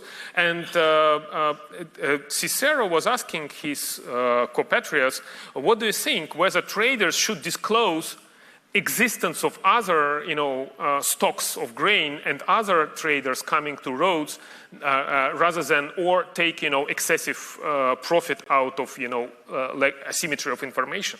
And I think this point, information asymmetry, presence of these digital platforms which collecting data and siphoning those data in the hands of this dominant players which capitalize on this data while engaging in financial operations, that's a big question which competition authorities can ask themselves. And I think while looking at this market, while going into details in this market, one of the most important parameter of this analysis is to clearly understand where this market power coming from, what type of species, what type of ecological species, let's say, we're dealing with. And this power is really a new type of power. Now in digital era, we talk a lot about ecosystem power, orchestrating power, centrality power. These companies, they possess exactly this type of power, orchestrating power, coming from digital capabilities, deep financial embeddedness, vertical integration, and some sort of interlinked corporate groupings. I think that to deal with this phenomena, competition authorities should build their own chain or grouping, to level the playing field, to be capable to deal with these companies, companies of global scale. We have different platforms for this. We have African Continental Protocol, which will be in place soon, and competition authorities in Africa can deal together. But we also have BRICS platform, which I think a very good platform, uniting quite serious countries and serious competition authorities, which can do what leaders of the BRICS countries actually ask us to do, ask communities of the BRICS competition authorities do, to act together. To act together to promote healthy competition in the global market means basically start joint investigations, start joint inquiries. Maybe global grain trade is one of those cases where competition authorities of the BRICS countries can test these cooperative tools and start a joint inquiry into this market and either test this hypothesis, this theory, this assumptions we built in this academic work, or come up with different opinion on this, but do it together, do it jointly, take a global approach, take global value chain approach, seeing how these global value chains operate. I'm wrapping up, try to engage with everyone present in the room or outside of this room. If you read this report, please download, it's open access, and I'm happy to talk about this more. And please attend our event at the Cape Town University on on September 12th. On this Friday, it's free for everyone, and we serve good food, I hope. It's local supply, local produce, yes. Thank you very much. And wine from Klein Constanze. Thanks a lot. Thank you very much, Cariso and Alexi. Is there anyone who wants to ask them a question? It doesn't look like the other panel is itching to come, so it's okay. Thank you, Alexi. Thank you, Cariso. So we are continuing with food and commodities. James, please come to the stage. Commissioner Carlos Jacques Vieira Gomez, Mr. Ashutosh Kumar, the Joint Director, International Cooperation Division, India, Andrew Jaskanov. I hope I have not brutalized this. The Deputy Head, FAS Russia.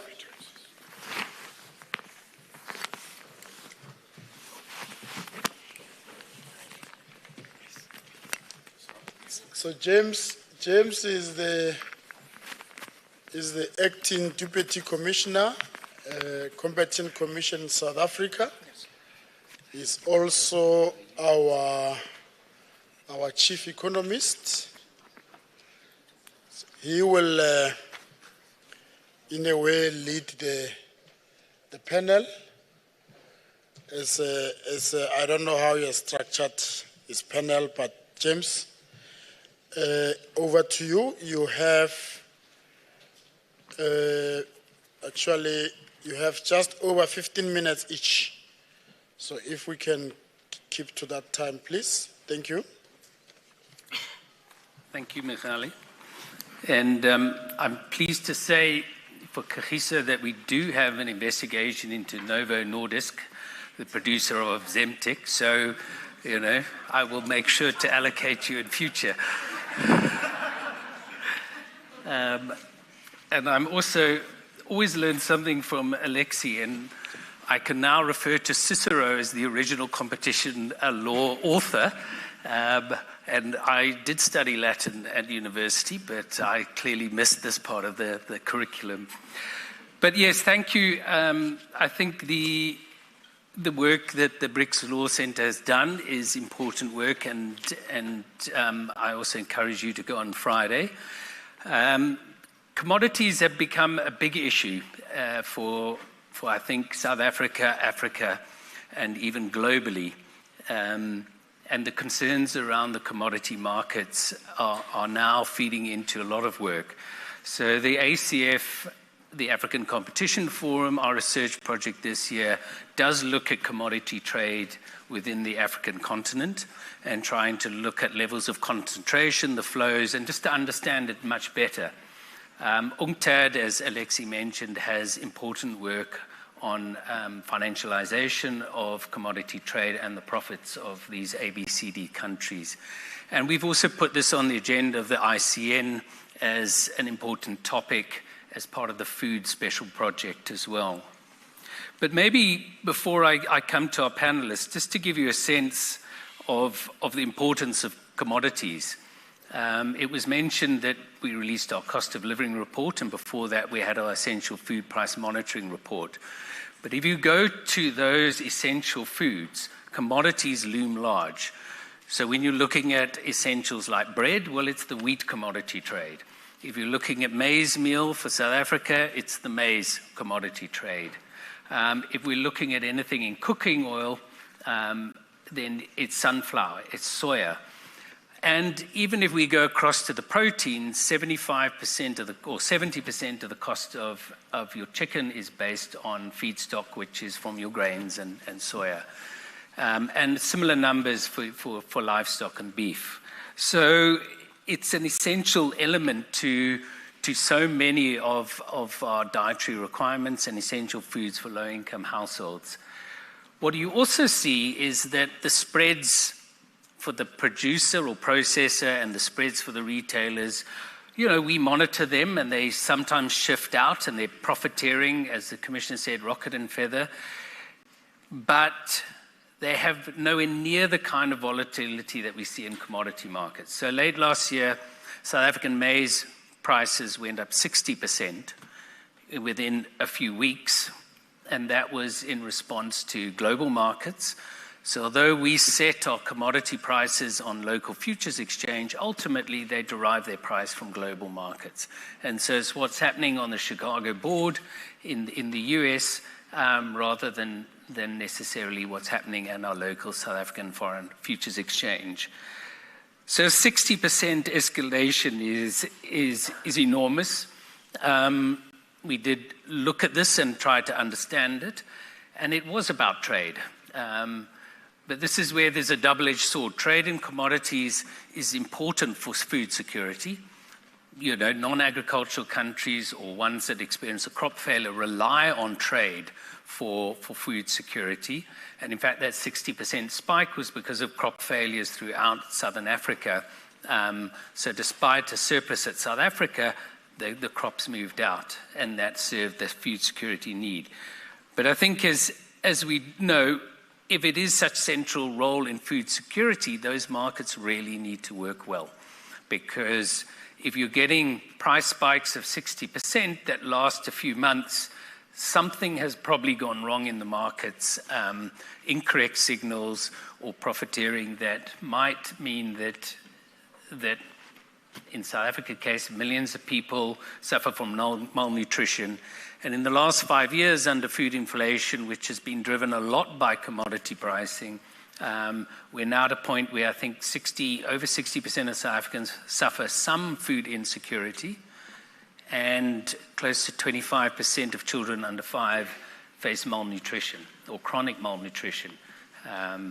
So it is a serious area for interrogation, and as much as we can do domestic enforcement on the rest of the value chain, if we can't get the commodity pricing right, then we're missing the big picture. So Magali was very kind to introduce the panel. I have Mr. Ashutosh Kumar, Joint Director from the International Cooperation Division of India.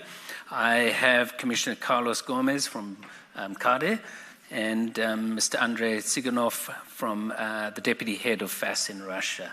So welcome. I'm going to start in the line, if that's all right. So Ashutosh, yes. Maybe hand over to you. Okay. Thank you for providing opportunity to discuss in this session. At the outset, let me clarify that my view in this discussion is personal and it doesn't necessarily reflect the position of CCI. So at the outset, I will give the brief overview of the Indian agricultural sector. So the agriculture contributes about 60% of India's GDP, and it supports approx 47% of workforce in India. So therefore, the role of agriculture in India's economic growth, poverty reduction, and food security is immense. And to safeguard the food security of a continuously rising population, the government of India has placed a high priority on ensuring an efficient and sustainable domestic production system. So I would like to mention that India's food supply chain is driven by small farmers. So a small holder farmers are defined as those who cultivate land less than 2 acres. And majority of farmers in India are smallholders. The average size of operational agricultural land holding in India is approx 1.08 hectares as per the recent agricultural census in India. Despite being a smallholder economy, agriculture economy, India is self-sufficient in food production and is leading producer of a number of agricultural commodities. It is world's largest producer of milk, pulses, spices. It has largest cattle herd, and it is second largest producer of rice, wheat, cotton, sugarcane, fruits, vegetable, tea, etc. And India has not only met its own food requirement, but it also generates sufficient surpluses, enabling it to emerge as a net exporter. In the recent data, our export was much higher than the import, so we are net exporter, and major export products includes cereals, that is rice, maize, millets, etc., animal products, processed fruits and vegetables, fresh fruits, herbal and medicinal plants. These are major exports from India, and major imported products in agriculture sector are vegetable oil, pulses, cashew nuts, fresh fruits, cocoa products. So now I would like to discuss the pricing system of agriculture produce in India. Government of India has implemented a broad spectrum of policies aimed at regulating agriculture markets, safeguarding farmer welfare, and ensuring food security. These policies span across several dimensions, including price support mechanism, procurement and distribution system, agriculture marketing reforms, etc. Collectively, these measures seek to protect farmers from market volatility, enhance rural incomes, and ensure affordable access of food for all the populations. And some of the key initiatives are, first is minimum support price. In short, it is called MSP in India. MSP acts as a crucial safety net for farmers, ensuring a baseline price of 22 major crops. It is not provided for all crops, but it is only for 22 major crops, and protecting them for price volatility. And MSP acts as a foundation as the government purchases food grains at a predetermined price, ensuring fair returns for farmers and building up buffer stocks. Though government ensure minimum support price, but it doesn't mean that 100% food is purchased by government. The data suggests that approx 30% in some of the grains, and most of the grain is less than 25% is procured by government at MSP, means minimum support price. Second aspect is farmer produce organization. This concept of farmer produce organization is that farmers who are actually producers of agricultural products can form a group. Their act in India provides for such facility, and the role of this organization is to act as an aggregator for member farmers, including the inputs to outputs, which will enhance the economy of scale and bargaining power of numbers. As I discussed, because most of the farmers are smallholders, so they form a group, and through that organization, the group society, they try to aggregate products and sell in the market just to increase their bargaining power. And another thing is Agriculture Produce Marketing Committee, that is also called locally mandis. That is because agriculture is a state subject in India. Every state of India has a different act, but most of these states have followed such system of mandis, where farmers go and sell their products. So, and the government has recently implemented National Agriculture Market Scheme. It is an online virtual trading platform where all mandis report prices of their prices of agriculture products, so that everybody can know what is the current price of agriculture products all over India in different mandis in different states. So these are the systems through which government try to regulate the market and market price of agriculture products in India. And another thing is rural cooperatives. In India, so many cooperatives are working in different sectors of agriculture, like in milk production, in egg production, in other grain-related production. So these, again, this is like a farmer organization only. Again, because most of the producers are small, so they form a society, cooperative society. And cooperative societies not only procure those products, it also provide loans facility for development of farmers and producers of milk and other things, related things. So these are the system through which prices are controlled, or you can say regulated in India for agriculture products. Now I am come to how the domestic prices of agriculture and international prices of agriculture is linked. As theory suggests, when domestic price is higher, we import products, and it's vice versa happens when international price. When domestic price is higher, we import, and when international price is higher, we export. So this is the general theory, and this mechanism stabilizes, equalizes the prices of domestic prices and international prices, especially in India. I have seen the reports, government reports, where I found that in most of the products, agricultural products, the domestic and international prices is somehow similar. There is no very high fluctuation. Though there is fluctuation, but it's for very small span of time, and it becomes similar in due course. So now I will discuss the enforcement experience, whether CCI has dealt any cases in agriculture sector. So in last few years, India has dealt some cases in agricultural sector, and most of them cases are related to cartel. So one of such cases is related to storage of agricultural produce.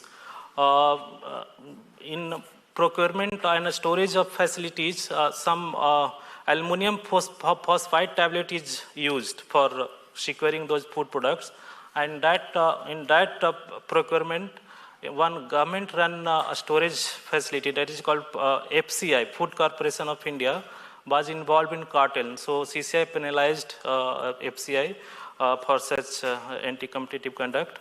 And in one of the recent cases, CCI investigated a case related to pricing of eggs. Pricing of eggs, it was alleged in that case that the prices declared by National Egg Coordination Committee. Actually, it's a private coordination committee, though its name suggests national, but it's a private society. National Egg Coordination is a private association of egg producers amounted to setting and disseminating egg prices. Though Commission didn't find any evidence regarding to cartel, but it, government, CCI gave them direction that they, in their website, they clearly mentioned that this is prices declared by this production, this society is only suggestive, it's not binding. And also they suggested in future they will not coerce any farmer who are the member of this NECC, this society, to avoid these prices declared by NECC. And also they, some CCI asked them to promote competition compliance culture within their organization, because their organization is very vast and thousands of farm egg producers are member of this, this association that called NECC. A commission also investigated cartel-related issue in onion and pulses market. However, due to the lack of evidence, CCI didn't find any violation of the act, so no penalty was imposed. And recently, as in last session mentioned, recently 1G and Bitera transaction was also notified in CCI, and CCI approved that merger cases. And that is related to, in India, those cases were, those two companies, 1G and Bitera, are involved primarily in edible crude vegetable oil sector. And Commission found that their market share was not very significant, share was very low, therefore Commission didn't find any appreciable adverse effect on competition and allowed that merger. So, so in conclusion, I would like to mention that as the structure of agriculture market in India continues to evolve, driven by both demand and supply side factors, CCI remains vigilant in identifying issues that may raise concern from competition perspective, and promoting healthy competition in food market is key priority, and Commission will continue to employ its enforcement and advocacy tools to make timely and effective intervention whenever required. Thank you, sir.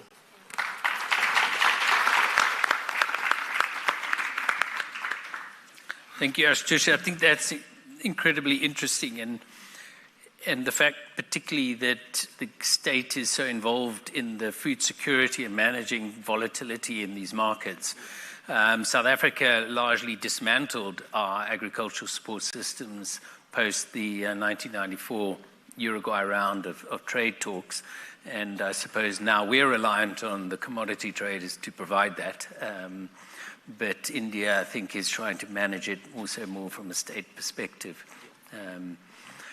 And it also reminds me, as we move across to Carlos and Brazil, how, in essence, so many of the BRICS countries are major agricultural producers and exporters, but I suppose don't get represented at the global commodity trader level, but are more at the low value, as Kagiso also pointed out. But Carlos has been doing a lot of the interesting work around some of the joint ventures which get notified in your country, and I think we're very interested to hear your approach to these markets.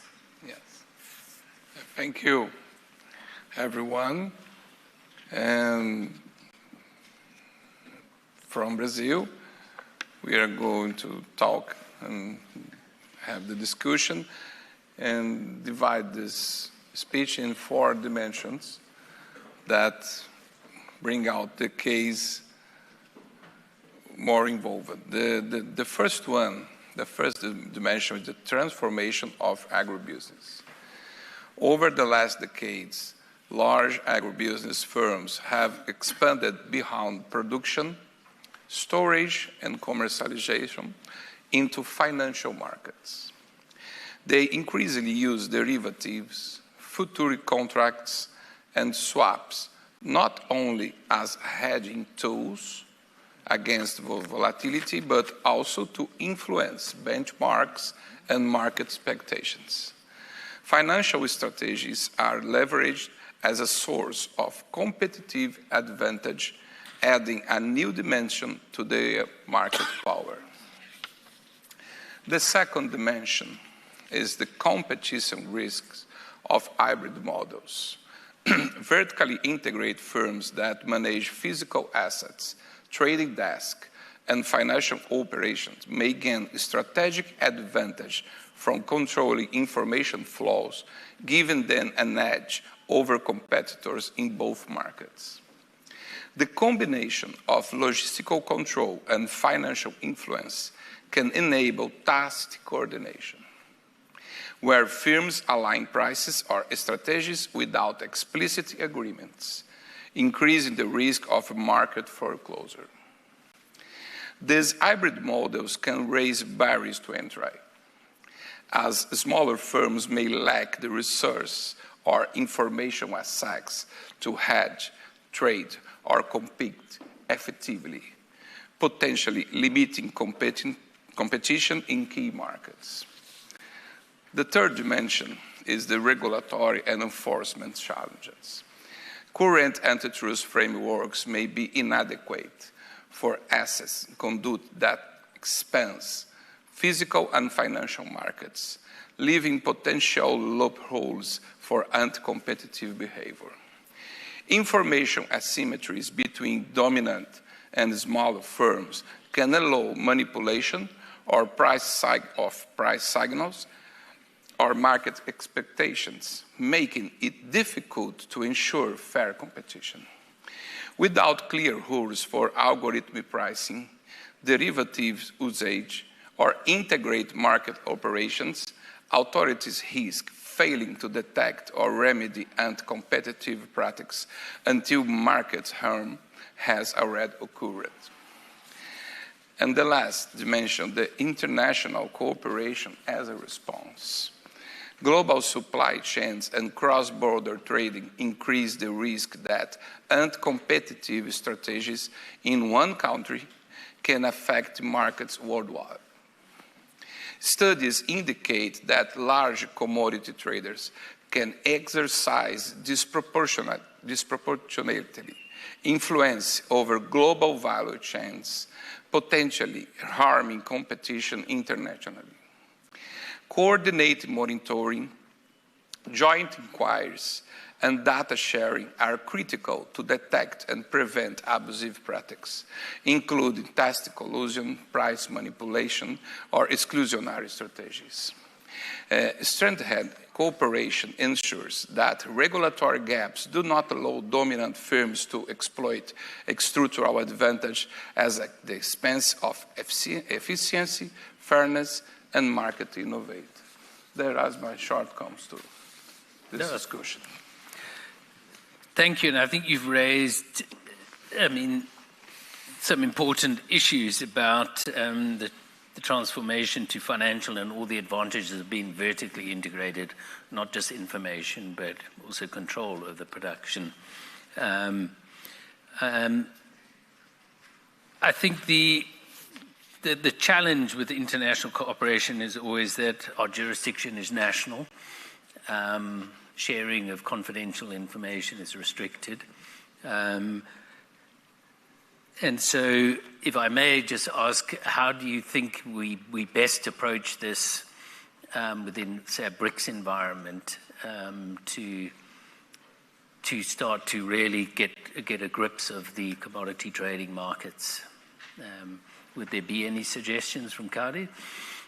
Yes, we need to exchange information and exchange surveys to do this in the better way. And the joint inquiries, I suppose, will be a bigger tool to do that. And I think I should mention as well some of the work that is now being done at the ICN under the Special Food Project, and this is led by the Competition Authority of Kenya, is around building that knowledge base. Because I think even as Ashtush has identified, I think we can all relate to cartels in food markets. We've had our own eggs issue in South Africa, and so some of these are quite common in many countries. Turning to you now, Andre, for the perspective from Russia, also a major producer, and involved in this commodity trade. So I'm interested to hear what has occupied FAS in terms of these markets and your thinking. Thank you. Thank you, James. And first of all, I could miss the opportunity to thank Competition Commission of South Africa for brilliant organization of this meeting, and personally you, James, for inviting me to this session. Yes, you know that the agricultural and food trading system remains a priority for BRICS. In the declaration of the 17th BRICS Summit in 2025, leaders of BRICS countries confirmed our joint course to deepen cooperation in the field of agro-industrial complex, and I am sure that cooperation of competition and authorities is and could be and is now an inseparable part of this cooperation process. And the above-mentioned declaration also sets our commitment to ensure the uninterrupted supply of food, fertilizers, and other critical goods, because this is extremely important for the normal functioning of one of the most important markets for everybody of us. Nowadays, BRICS countries are facing unprecedented challenges in agro-industrial complex, including those related to globalization, digitalization, monopolization of economy, and of course to the new trend of financialization of agricultural markets that is mentioned by our speakers during this session. And agricultural resource supply system is characterized by an extremely high degree of concentration in some sectors, being under control of a narrow circle of multinational corporations. And this is a similar situation in the global agriculture trade, and everybody knows now about A, B, C, D. We all know the alphabet, at least the beginning of this. And they occupy joint dominant position on many sectoral markets in this area, and according to some expert estimations, these companies account for more than 80% of the global turnover, for instance, of cereals or oilseeds. And what can the competition authorities do? Here I should mention a recent merger of large grain traders of Bunge and Viterra. And it was approved by competition authorities of several countries without the introduction of any remedies aimed at limiting their impact on the global value chain. And as a result, this merger posed serious threat to competition globally, from our point of view. And also some regulators in our discussion during the last 1 or 2 years have expressed concerns about possible impact, negative impact of this merger on prices in national market. No mandatory steps and no efforts have been made to eliminate these risks, unfortunately. And the consolidation that has taken place is not just a horizontal strengthening of position of A, B, C, D and other big players on this market. This is a strategic building of closed vertical ecosystem, of complex interdevelopment of participants of this market that couldn't be fixed and checked by national competition authorities itself. For BRICS countries, I can see that this trend could pose a serious challenge, which may lead to the not only to the growth of concentration on this market, but it may lead to loss of national sovereignty in strategic value chains. And talking about the situation in Russian agricultural market, I should stress that Russian government recognize that competition plays a crucial role in enhancing the stability of the agro-industrial sector and its sustainability. It helps to reduce price volatility, allocate resources efficiently, stimulate innovations, and we, Russian competition authorities, applied a tool of anti-monopoly measures at all stages of the supply chains, from the production of input goods for agricultural sector like seeds and fertilizers, and production of agricultural products itself, and to the delivery on the shelves for final consumers. And I'd like to mention that the National Competition Development Plan for 2021-2024, approved by the Russian government, has a special section on the agri-food sector, and the Federal Anti-Monopoly Service of Russia is tasked with developing competition and reducing administrative barriers in agro-industrial complex, and that's one more very serious problem in some sectors of agro-industrial economy. What we do? We monitor food prices, and we apply measures to stabilize these prices in order to identify the volatility of price quickly and to check the imbalances on the consumer market. We collect and examine real-time data from thousands of cash registers across the country, and this data include the prices for 50, as far as I remember, most important products like milk, bread, egg, sugar, and so on and so forth. And these figures are analyzed daily, and it allows us to identify any abnormal price changes on commodity markets and make the steps to change and correct the situation. And as a result of this, the Federal Anti-Monopoly Service has already prevented many cases of unjustified price increase by sending warnings to big retailers and region authorities, and analyzing the pricing for food and socially significant goods. We assess competition in the entire value chains,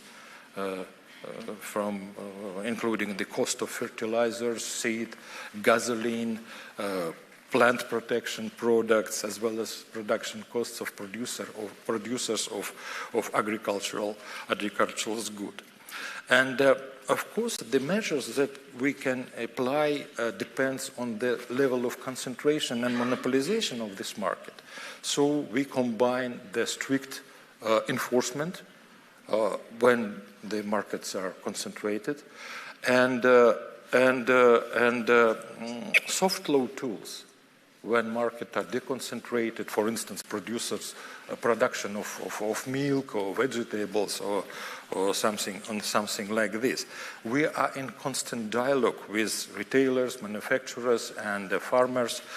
And one of the most important things we start to use during the COVID times is the practice of responsible business behavior of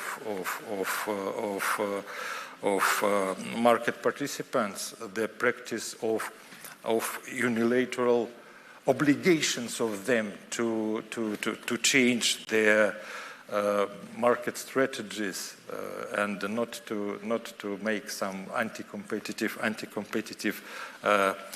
business, not to use anti-competitive business practices. And this mechanism now is widespread in the Russian economy, and responsible behavior is one of the tasks and one of the goals reflected in, for instance, in compliance system of many big companies that works on agricultural market. Mergers and merger control is one important thing, because everybody knows that concentration process is going on. And in case of high concentration in number segments of the food market, we use the not only quantitative but qualitative assessment of measures. And one of the first examples of this approach to merger analysis is the well-known case of Bayer-Monsanto merger.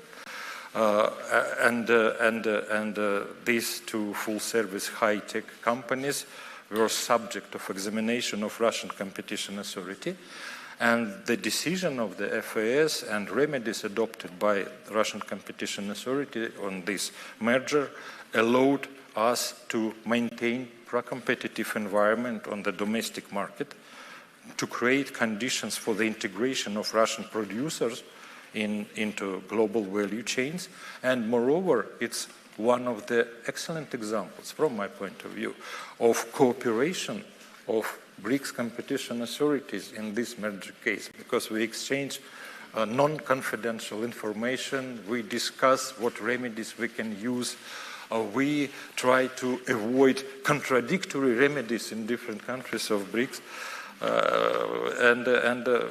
it was a very successful example. Last year, the Federal Anti-Monopoly Service applied a similar comprehensive approach to the merger assessment again, and it was the merger of international company DLF Seeds and French breeder Florimond Desprez. These companies are two largest producers and suppliers of sugar beet seeds, and you know that Russia is one of the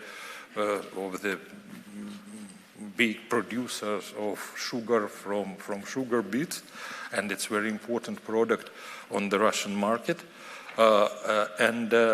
Russia is, unfortunately, until now, is dependent on the import of sugar beet seeds on the Russian market, and so this merger raised concerns about the risks of increased dependence of the Russian seed market on foreign suppliers. And so to minimize this risk, the Federal Anti-Monopoly Service approved the merger with some conditions, including commitment to localize seed production in Russia for 5 years, with some period of time, to transfer technologies to Russian specialists, including training and adaptation of breeding techniques, and to monitor the fulfillment of this obligation on the basis of regular reports to the competition authority. And this decision not only preserved competition on the seeds market, but also contributes to the development of domestic breeding, reducing dependence on foreign suppliers in the long-term period, and that is extremely important for national food security in general. And yes, I'd like to add, if it's possible, yes, if you let me, a few words about exchange trade. It's an essential tool from the point of view of Russian Competition Authority and Russian government in general for innovative development of economy, ensuring transparent and pro-competitive pricing for essential commodities. Exchange trade promotes formation of objective and fair market price indicators reflecting fair value of goods. And that's especially important for agricultural products where the risk of price volatility are traditionally very high. And national price indicators minimize dependence of the national commodity market on situation in some way in Chicago or Rotterdam or Singapore, and we can make these indicators on big Russian local markets. It's very important nowadays, taking in mind the situation, the global situation of nowadays. Yes, and in some merger cases and in some decision on cases of violation of competition law, the Federal Anti-Monopoly Service has already prescribed to the parties of merger or to the monopolists on the market to sell some of its products on the stock exchange. For instance, just last year, it was a merger involving the large Russian agricultural holding producing meat. And according to the remedies imposed to the parties, they are obliged to bring gradually at least 10% of the volume of meat produced by these companies on the domestic market to the stock exchange within 4 years from the middle of this year, from the 1st of July. And the sale of poultry and pork meat in this way and the formation of the exchange index will prevent the establishment of monopolistically high price for the socially significant food products. And finally, I'd like to add a few words about BRICS. Yes, it seems to me that in order to counter monopoly strategies of global players effectively, the BRICS competition authorities need to form a joint response to this market behavior. From our point of view, coordinated and synchronous actions and balanced control mechanisms are essential. We need to avoid the lack of advanced cooperation mechanisms and leading to that can lead to insufficient decisions and remedies. And as the first possible response to modern challenges, we could but we could intensify the work on a common system for monitoring global mergers. It's so-called merger radar. We've discussed it many times during the last few years. Yes, and I think that this tool can allow monitoring mergers in BRICS space and assessing the effect for global and national markets of our countries. And we can use confidential information, and moreover, we have the instrument to exchange confidential information. If you remember, a few years ago, we approved the recommendations on the use of waivers in merger case examination. And so we have legal opportunity to exchange not only non-confidential but confidential information in some cases. And from our point of view, this radar would be more than just a tool of our cooperation. It could become a part of a mechanism for coordinating the position of countries, the position of national competition authority on how to influence jointly the global economy, global market, global value chains, and to defend the national interests of each countries of BRICS through the joint response to the anti-competitive behavior of our partners. And one more very serious thing that we need to respond jointly is the unilateral illegal measures imposed by a number of countries, which are anti-competitive both in their nature and in the practice. And I should turn to the text of the declarations of the 17th BRICS summit, where the leaders of our countries condemned the imposition of unilateral coercive measures that are contrary to international law, and stated that such measures, inter alia, in the form of unilateral economic sanctions and secondary sanctions, have far-reaching negative implications for the human rights, including the right to development, health, and food security. So, what is the role of competition authorities here? Yes, because these measures are anti-competitive, and they create unequal conditions and create prerequisites both for abuse of dominance on these markets, they are affected by sanctions, and for conclusion of cross-border cartels as well.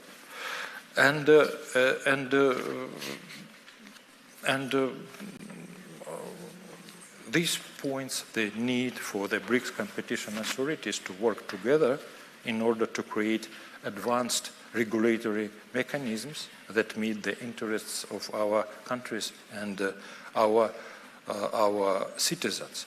And this work is already underway within the BRICS working groups for the research of competition issues in socially significant market.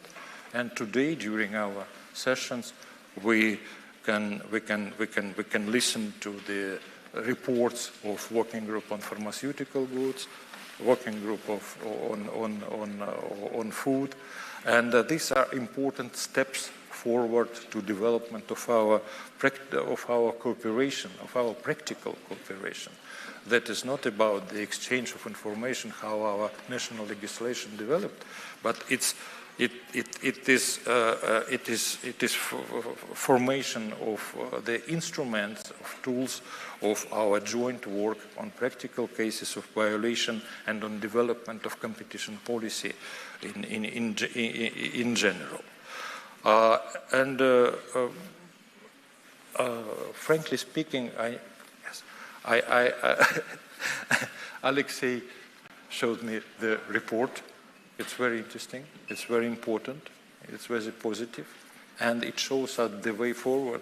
What can we do and what should we do to develop a new methodology for analyzing market, for regulating market, and for making this joint report response what I mentioned before. And last point, yes, I see that I speak very long time, is that what is very important is the joint response not only to the anti-competitive behavior of some market players, it's joint response and joint position of competition authorities on the global platforms. And I like to mention just one example. It's our joint activity within UNCTAD. You know that during the 9th United Nations Competition Conference this summer, at the initiative of South Africa and with support of the all BRICS competition authorities, the topic of competition development in global food chains has been identified as one of priority areas of UNCTAD activities for the next 5 years. And I think that 5 years is enough to do a lot to change the situation on commodity markets and especially on food market for of our people and of our states. Thank you. Thank you very much, Andrei.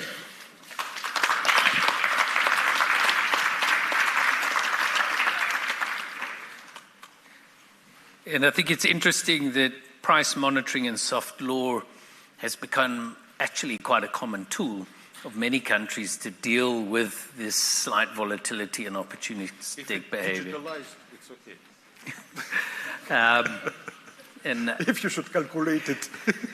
and certainly, this is also part of the sort of global agenda that in the special food project at ICN that South Africa is pushing as well. But I think you make a good point that UNCTAD is an important forum and an important forum to drive this issue in particular. And we're pleased to welcome Teresa Moreira here physically after appearing yesterday virtually. And I'm sure over dinner and tea one can engage her in more detail. I did have a quick question, Andrei, whether FAST did assess the Bunge-Viterra merger or it wasn't notified in. No. All right. Because it doesn't affect Russian market seriously. No, and I think it's very interesting that at least 3 of us have approved that merger, and yet this quiet sort of concern about its effect on the market. But given maybe our tools at the time or the way we've approached it, that it couldn't be justified under competition law, either low shares, and I think we had the same issue. But I think this is where, clearly there is a growing concern about what is happening. And it may be a little like the concern that was highlighted by many around digital markets, that we can see it concentrating, we feel powerless to address it, and maybe we need to visit our tools or how we approach these markets. And I think Alexi's report also delves into that. And that's certainly one thing we could learn from each other and start to explore. But I think everyone here has also highlighted the importance of BRICS cooperation and the urgency of that. We do have our closing session tomorrow to look at areas for the next 5 years. And I'm sure some of the agricultural markets, it is already a working group and a priority amongst BRICS. But the work program may be able to define more precisely what we want to achieve in that period. So as Andrei, you say, in 5 years we can do a lot. So let's hope we can achieve that. So I think we've come to the end of this session. Unless anyone wants to respond to to each other and the comments. So we've managed to get you home in record time, despite our fierce timekeepers at the front. But this is the last session for the day. I'll hand over to Princess Umkhali to formally close. And I assume you've all seen this attention all delegates sign that certainly we have in front of us. Yes, indeed. Thank you very much. So you are required to return the interpretation devices where you took them. James, Carlos, Ashtosh, and Andre, thank you very much for very informative discussion around the food and commodities. Ladies and gentlemen, let me now turn to you and thank you very much for your participation, for your cooperation. Our speakers, thank you for all of you, including the heads of the authorities for sharing with us today. We have come to the end of our session. We've done very well on time, and I must thank all of you for your cooperation once again. We've kept the time. Tomorrow we are starting at 9 o'clock. Please be on time. Dinner starts at 6, as I understand. Please enjoy it, network, interact, but please sleep on time so you are able to wake up on time for tomorrow's session. Thank you very much. We are adjourned.